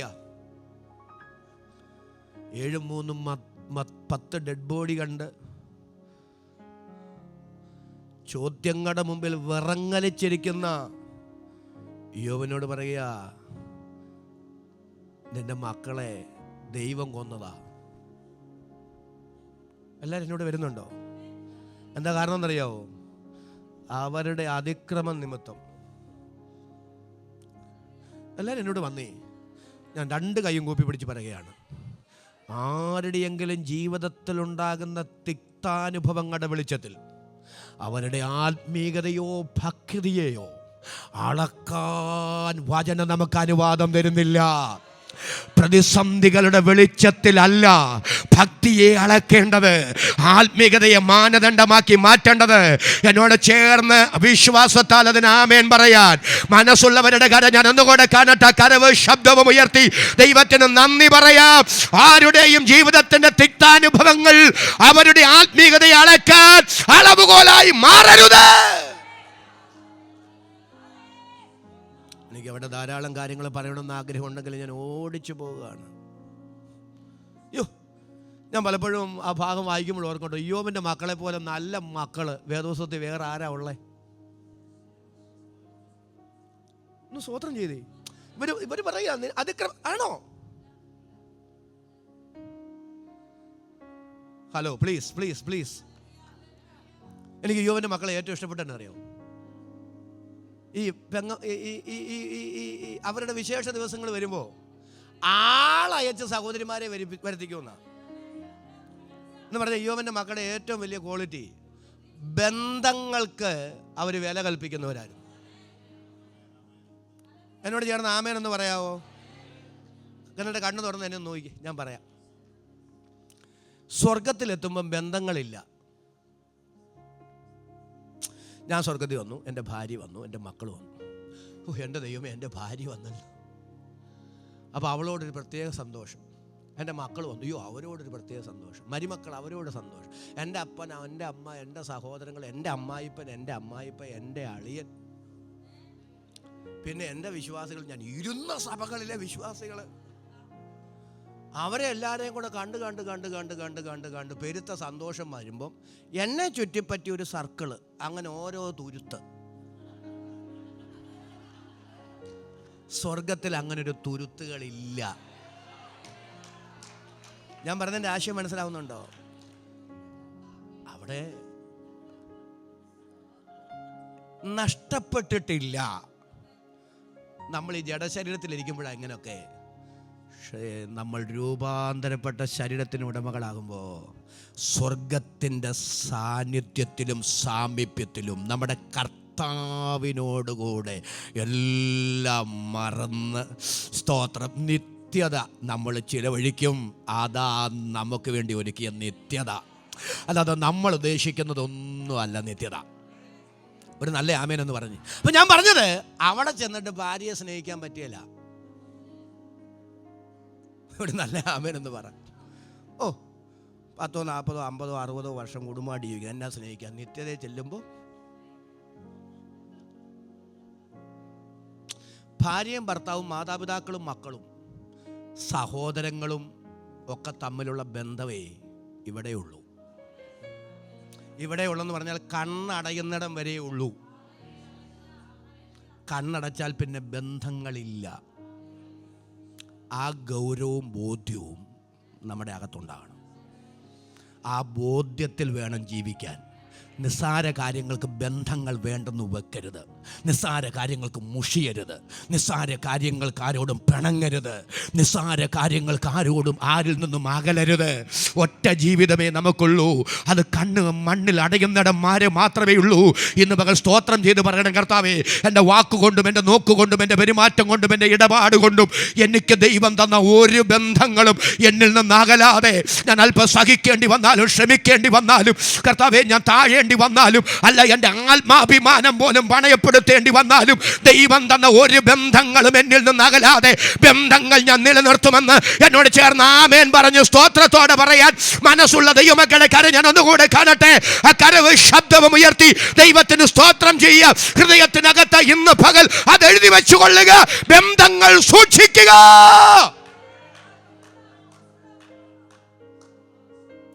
ബന്ധങ്ങൾ സൂക്ഷിക്കാൻ തോറ്റു കൊടുക്കണം. കീഴ്പ്പെടുത്താനും ജയിക്കാനും നടക്കുന്നവർക്ക് ബന്ധങ്ങൾ നിലനിർത്താൻ പറ്റില്ല. ഒരു ആമേൻ പറ. തോക്കാനും കീഴടങ്ങാനും സമർപ്പിക്കുന്നവർക്ക് മാത്രമേ ബന്ധങ്ങൾ സൂക്ഷിക്കാൻ പറ്റൂ. ഒന്ന് സ്തോത്രം ചെയ്ത് പറയാമോ? യേശുവിൻ്റെ അധികാരമുള്ള നാമത്തിൽ ഇന്ന് പകൽ കൃപ ലഭിച്ച ദൈവമക്കൾ ആത്മാവിൽ നിന്ന് സ്തോത്രം ചെയ്ത് പറ. ദുഷ്ടപിശാചേ, ദൈവം എനിക്ക് തന്ന ഒരു ബന്ധവും നിനക്ക് തകർക്കാനുള്ളതല്ല. എൻ്റെ കൂട്ടുവിശ്വാസികളാകട്ടെ, എൻ്റെ സഹോദരങ്ങളാകട്ടെ, എൻ്റെ കൂട്ടുശുശ്രൂഷകരാകട്ടെ, ദൈവത്തിന് സ്തോത്രം, എൻ്റെ മാതാപിതാക്കൾ, എൻ്റെ മക്കൾ, എനിക്ക് ചുറ്റുപാടുമുള്ള ആരുമാകട്ടെ, എൻ്റെ ദൈവം എനിക്ക് തന്ന ഒരു ബന്ധവും നിനക്ക് തകർക്കാനുള്ളതല്ല. യേശുക്രിസ്തുവിൻ്റെ അധികാരമുള്ള നാമത്തിൽ അതിൻ്റെ ജയം ഏറ്റെടുക്കുന്നു എന്ന് ആത്മാവിൽ കത്തി സ്തോത്രം ചെയ്ത് പറയാൻ മനസ്സുള്ള എത്ര പേര് ഇവിടെയുണ്ട്? ബന്ധങ്ങളെ തകർക്കാൻ വെല്ലുവിളിക്കുന്ന ആ പൈശാചിക വ്യാപാരത്തെ യേശു ക്രിസ്തുവിന്റെ നാമത്തിൽ ഞങ്ങൾ ഒരുമിച്ച് ആത്മാവിൽ ശാസിക്കുന്നു. നിങ്ങൾ എപ്പോഴും ദൈവത്തോട് എല്ലാ ദിവസവും ഒരു കാര്യം മാത്രം സ്തോത്രം ചെയ്ത് പ്രാർത്ഥിച്ചോളൂ. ദൈവമേ, അകറ്റേണ്ടുന്നവരോട് എന്നെ അകറ്റുകയും അടുപ്പിക്കേണ്ടുന്നവരോട് എന്നെ അടുപ്പിക്കുകയും ദൈവത്താൽ ആക്കി വയ്ക്കപ്പെട്ട ഒരു ബന്ധങ്ങളും മുറിയാതെ സൂക്ഷിക്കാനും കര ഉയർത്തിപ്പിടിഞ്ഞൊന്ന് സ്തോത്രം ചെയ്ത് പറ. എനിക്ക് കൃപ തരണമേ, കൃപ തരണമേ. അടുക്കരുതാത്തതൊന്നും എന്നോട് അടുക്കരുതേ കർത്താവേ. കർത്താവേ, ഒരിക്കലും ഒരിക്കലും ഒരിക്കലും ഒരിക്കലും ദൈവഹിതമല്ലാത്ത ബന്ധങ്ങൾ ഞാൻ ചെന്ന് ചാടരുതേ, കുരുങ്ങരുതേ. അകറ്റേണ്ടുന്നവരോട് എന്നെ അകറ്റുകയും അടുപ്പിക്കേണ്ടുന്നവരോട് എന്നെ അടുപ്പിക്കുകയും ദൈവത്താൽ അടുപ്പിക്കപ്പെടുന്ന ബന്ധങ്ങൾ തകരാതെ നിലനിർത്താനുള്ള ദൈവകൃപ എനിക്ക് തരണമേ. എന്നോട് ചേർന്ന് ആമേൻ പറഞ്ഞ് അതിന് സ്തോത്രം ചെയ്ത് പ്രാർത്ഥിക്കും എത്ര പേരുണ്ട്? അവർക്കായി ഞാൻ ദൈവത്തെ സ്തുതിക്കുന്നു. ഞാൻ ഈ ഭാഗം പറഞ്ഞ് അവസാനിപ്പിക്കട്ടെ പ്രിയരെ, ഓടിച്ച് പറഞ്ഞ് അവസാനിപ്പിക്കും. അപ്പൊ ഈ സ്നേഹിതന്മാരെ കൊണ്ട് മക്കളെ ഇങ്ങനെയൊക്കെ ആക്കി തീർത്തത് ദൈവമാണെന്ന് പിശാച് പറയിപ്പിക്കുമ്പോൾ ഒരു നല്ല ആമേൻ പറഞ്ഞ്. പിശാചിൻ്റെ ലക്ഷ്യം ഇയ്യോബും ദൈവവുമായുള്ള ബന്ധത്തെ തകർക്കുക എന്നുള്ളതാണ്. രക്തം ജയം.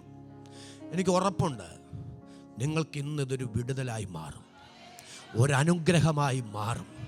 ഏതെങ്കിലും പ്രതിസന്ധികൾ നിങ്ങളെ ചുറ്റിപ്പറ്റി, സ്തോത്രം, വിശ്വാസത്തെ പോലെ ഹനിക്കത്തക്ക നിലയിൽ പിശാച് അതിനെ മുതലെടുക്കുന്നുണ്ടെങ്കിൽ ഇവിടെ മുഴങ്ങുന്ന വചനത്തിൻ്റെ ശക്തിയാൽ ഞങ്ങൾ നിങ്ങളുടെ തലയിൽ കൈവയ്ക്കുന്നില്ലെങ്കിലും ഇന്ന് പകൽ എനിക്കുറപ്പുണ്ട്, ഈ വചനം ഒരു വാള് പോലെ ചെന്ന് ചിലരുടെ കെട്ടുകളെ പൊട്ടിച്ച് ചില മനസ്സുകളെ സ്വതന്ത്രമാക്കി ചിലരെ പുറത്തു കൊണ്ടുവരുന്നൊരു ദൈവശക്തി ഇന്ന് പകൽ ഇതിനകത്ത് വ്യാപരിക്കുന്നത് ആത്മാവെനിക്ക് തിരിച്ചറിയാൻ കൃപ തരുന്നുണ്ട്. യേശുവിന്റെ നാമത്തിൽ അതങ്ങനെ സംഭവിക്കട്ടെ.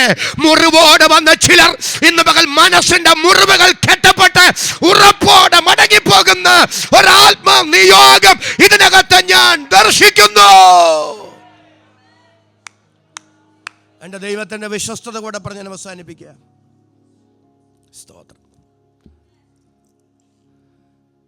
ഹലോ, താനായിരുന്ന കുരിന്തിൽ നിന്ന് തെസ്സലോനിക്കയിൽ ഈ പ്രതിസന്ധിയിൽ അനുഭവിക്കുന്ന ദൈവമക്കളുടെ അടുക്കൽ പോകാനും അവരെ ഒന്ന് ആശ്വസിപ്പിക്കാനും അവരെ ഒന്ന് വിശ്വാസത്തിൽ ഉറപ്പിക്കാനും പൗലോസ് ആഗ്രഹിച്ചു. പക്ഷേ ആ യാത്രയെയും സാത്താൻ തടഞ്ഞു. ഒരു നല്ല ആമേൻ പറഞ്ഞേ. 1 തെസ്സലോനി 2:18. എന്നാൽ ഞങ്ങൾ വിശേഷാൽ പൗലോസായ ഞാൻ 1-2 പ്രാവശ്യം നിങ്ങളുടെ അടുക്കൽ വരുവാൻ വിചാരിച്ചു, എന്നാൽ സാത്താൻ ഞങ്ങളെ തടുത്തു. നിങ്ങളെല്ലാവരും സന്തോഷിച്ച് എന്നോട് വരുന്നില്ല. പൗലോസ് അതുകൊണ്ട് എന്താ ചെയ്തെന്നറിയാവോ? തനിക്ക് പോകാൻ കഴിയാതിരുന്നത് കൊണ്ട് തിമത്തിയോസിനെ അങ്ങോട്ട് അയച്ചു. ഒരു നല്ല ആമേൻ പറ. തിമത്തിയോസ് തിരിച്ചു വന്നത് ഒരു ഗുഡ് ന്യൂസുമായിട്ടാണ്. എനിക്ക് ഈ വേദപുസ്തകം ഇത്ര ഇഷ്ടം എന്നാണെന്നറിയാവോ? ഇതാരെങ്കിലും ചുമ്മാ നോവൽ എഴുതുന്നത് പോലെ അവരുടെ മനസ്സിൽ തോന്നിയ കാര്യം എഴുതിയതല്ല. ഇതിൻ്റെ ഓരോ വാക്കുകളുടെ പിറകിലും ചരിത്ര പശ്ചാത്തലമുണ്ട്. ഇത് വെറുതെ എഴുതിയതല്ലെന്ന്, ചരിത്ര പശ്ചാത്തലത്തിൻ്റെ പിൻബലം ഇതിനുണ്ടെന്ന് ഭൂമിശാസ്ത്രപരമായി ചരിത്രപരമായി ഒറ്റ ആധികാരികമായ ഗ്രന്ഥമേ ഉള്ളൂ. അതിന്ന് പകൽ നാം പ്രസംഗിക്കുന്ന, നാം വിശ്വസിക്കുന്ന വിശുദ്ധ വേദപുസ്തകമെന്ന് വിശ്വസിക്കുന്ന ദൈവമക്കളെ കരവും ശബ്ദവും ഉയർത്തി ഒരിക്കൽ കൂടെ ദൈവത്തിന് സ്തോത്രം ചെയ്യുക. ഇത്ര വിശ്വസ്തതയുള്ള, ഇത്ര ആധികാരികതയുള്ള വചനത്തിന്റെ വ്യക്താക്കളായി നിൽക്കാൻ ദൈവം നമ്മെ തെരഞ്ഞെടുത്തതാണ് ഭൂമിയിലെ ഏറ്റവും വലിയ ഭാഗ്യം. ഇനി 3-ാം അധ്യായം വായിക്കേണ്ട, 6 മുതലുള്ള വാക്യങ്ങൾ വീട്ടിൽ ചെന്ന് വായിച്ചാൽ മതി. ഇപ്പോഴോ തിമത്തിയോസ് നിങ്ങളുടെ അടുക്കൽ നിന്ന് മടങ്ങി വന്നു. ഒരു നല്ല ആമേനെന്ന് പറഞ്ഞേ. പൗലോസ് നെരിപ്പോടിൻ്റെ അകത്ത് ഉമി നീറുന്നത് പോലെ നീറി കൊരിന്തിലൂടെ നടക്കുക. പ്രതിസന്ധി, പരീക്ഷകൻ അവരെ പരീക്ഷിക്കുവോ? ഇട്ടേച്ചു പോവോ? ഒരു സ്തോത്രം എന്ന് പറഞ്ഞേ. ഇതാ പൗലോസിന്റെ ഭയം. പക്ഷെ തിമത്തിയോസ് നല്ലൊരു ഗുഡ് ന്യൂസുമായിട്ടാണ് വന്നത്. എന്താ ഗുഡ് ന്യൂസ്? വായിച്ചു. 3:6 മുതൽ 8 വരെ വായിച്ചു. ഇപ്പോഴോ തിമോത്തിയോസ് നിങ്ങളുടെ അടുക്കൽ നിന്ന് വന്ന് നിങ്ങളുടെ വിശ്വാസത്തെയും സ്നേഹത്തെയും പറ്റി ഞങ്ങൾ നിങ്ങളെ കാണുവാൻ വാഞ്ചിക്കുന്നത് പോലെ നിങ്ങൾ ഞങ്ങളെയും കാണുവാൻ വാഞ്ചിച്ചുകൊണ്ട് ഞങ്ങളെ കുറിച്ച് നിങ്ങൾക്ക് എപ്പോഴും നല്ല ഓർമ്മ ഉണ്ട് എന്നും ഞങ്ങളോട് സദ്വർത്തമാനം അറിയിച്ച കാരണത്താൽ അടുത്തത് സഹോദരന്മാരെ, ഞങ്ങളുടെ സകല കഷ്ടത്തിലും സങ്കടത്തിലും നിങ്ങളുടെ വിശ്വാസം ഹേതുവായി ഞങ്ങൾ നിങ്ങളെ കുറിച്ച് ആശ്വാസം പ്രാപിച്ചു. അടുത്തത് നിങ്ങൾ കർത്താവിൽ നിലനിൽക്കുന്നു എന്നറിഞ്ഞ് എല്ലാവരും ആദരം തുടർന്നു സ്തോത്രം ചെയ്ത് പറഞ്ഞ്, നിങ്ങൾ കർത്താവിൽ നിലനിൽക്കുന്നു എന്നറിഞ്ഞ് ഞങ്ങൾ വീണ്ടും ജീവിക്കുന്നു. പ്രതിസന്ധി ഒരു സൈഡിലൂടെ ഉണ്ട്. മുതലെടുക്കാൻ പിശാച് അശ്രാന്ത പരിശ്രമം നടത്തുന്നുണ്ട്. പക്ഷേ പ്രതിസന്ധികൾക്കോ പരീക്ഷകനോ കർത്താവുമായുള്ള ബന്ധത്തെ തകർക്കാൻ കഴിഞ്ഞിട്ടില്ല. പൗലോസ് പറയുകയാണ്, നിങ്ങൾ ക്രിസ്തുവിൽ നിലനിൽക്കുന്നു എന്നറിഞ്ഞ്, നിങ്ങൾ കർത്താവിൽ നിലനിൽക്കുന്നു എന്നറിഞ്ഞ് ഞങ്ങൾ വീണ്ടും ജീവിക്കുന്നു. കൃപ ലഭിച്ച ദൈവമക്കൾ ഒരുമിച്ചെന്ന് പറഞ്ഞ്, ഞാൻ ആരെ വിശ്വസിച്ചിരിക്കുന്നു എന്ന് ഞാൻ അറിയുന്നു. അവൻ എൻ്റെ ഉപനിധി ആ ദിവസം വരെ സൂക്ഷിപ്പാൻ അവൻ ശക്തനെന്ന് ഉറച്ചുമിരിക്കുന്നു. കൃപ ലഭിച്ച ദൈവമക്കളോട് ഞാൻ പറയുന്നു, പ്രതിസന്ധി ഇല്ലെന്നല്ല ഞാൻ ഈ പറയുന്നത്, പോരാട്ടങ്ങൾ ഇല്ലെന്നല്ല ഞാൻ പറയുന്നത്. പ്രതിസന്ധികൾ ഉണ്ടെങ്കിലും പോരാട്ടങ്ങൾ ഉണ്ടെങ്കിലും നിങ്ങൾ നിത്യ നിത്യതയിൽ എത്തുവോളം നിങ്ങളെ നടത്താൻ നമ്മെ വിളിച്ച ദൈവം വിശ്വസ്തനാണ്. കൃപ ലഭിച്ച ദൈവമക്കൾ ഒരുമിച്ച് ആത്മാവിലെ കരമടിച്ചൊന്ന് സ്തോത്രം ചെയ്തു പറ, എന്റെ ദൈവം വിശ്വസ്തൻ, എന്റെ ദൈവം വിശ്വസ്തൻ, എന്നെ വിളിച്ച ദൈവം വിശ്വസ്തൻ, ഇതുവരെ നടത്തിയ ദൈവം, ഇതുവരെ കരുതിയ ദൈവം, ഇതുവരെ കൊണ്ടുവന്ന ദൈവം മേലാലും നടത്താൻ വിശ്വസ്തൻ. നിങ്ങളെ വിളിക്കുന്നവൻ വിശ്വസ്തനാകുന്നു. എല്ലാവരും അധരങ്ങൾ തുറന്ന് കരമടിച്ച് അന്യഭാഷയിൽ അല്പനിമിഷം സ്തോത്രം ചെയ്തു പറ, എന്റെ ദൈവം വിശ്വസ്തൻ, എന്റെ ദൈവം വിശ്വസ്തൻ, എന്റെ ദൈവം വിശ്വസ്തൻ.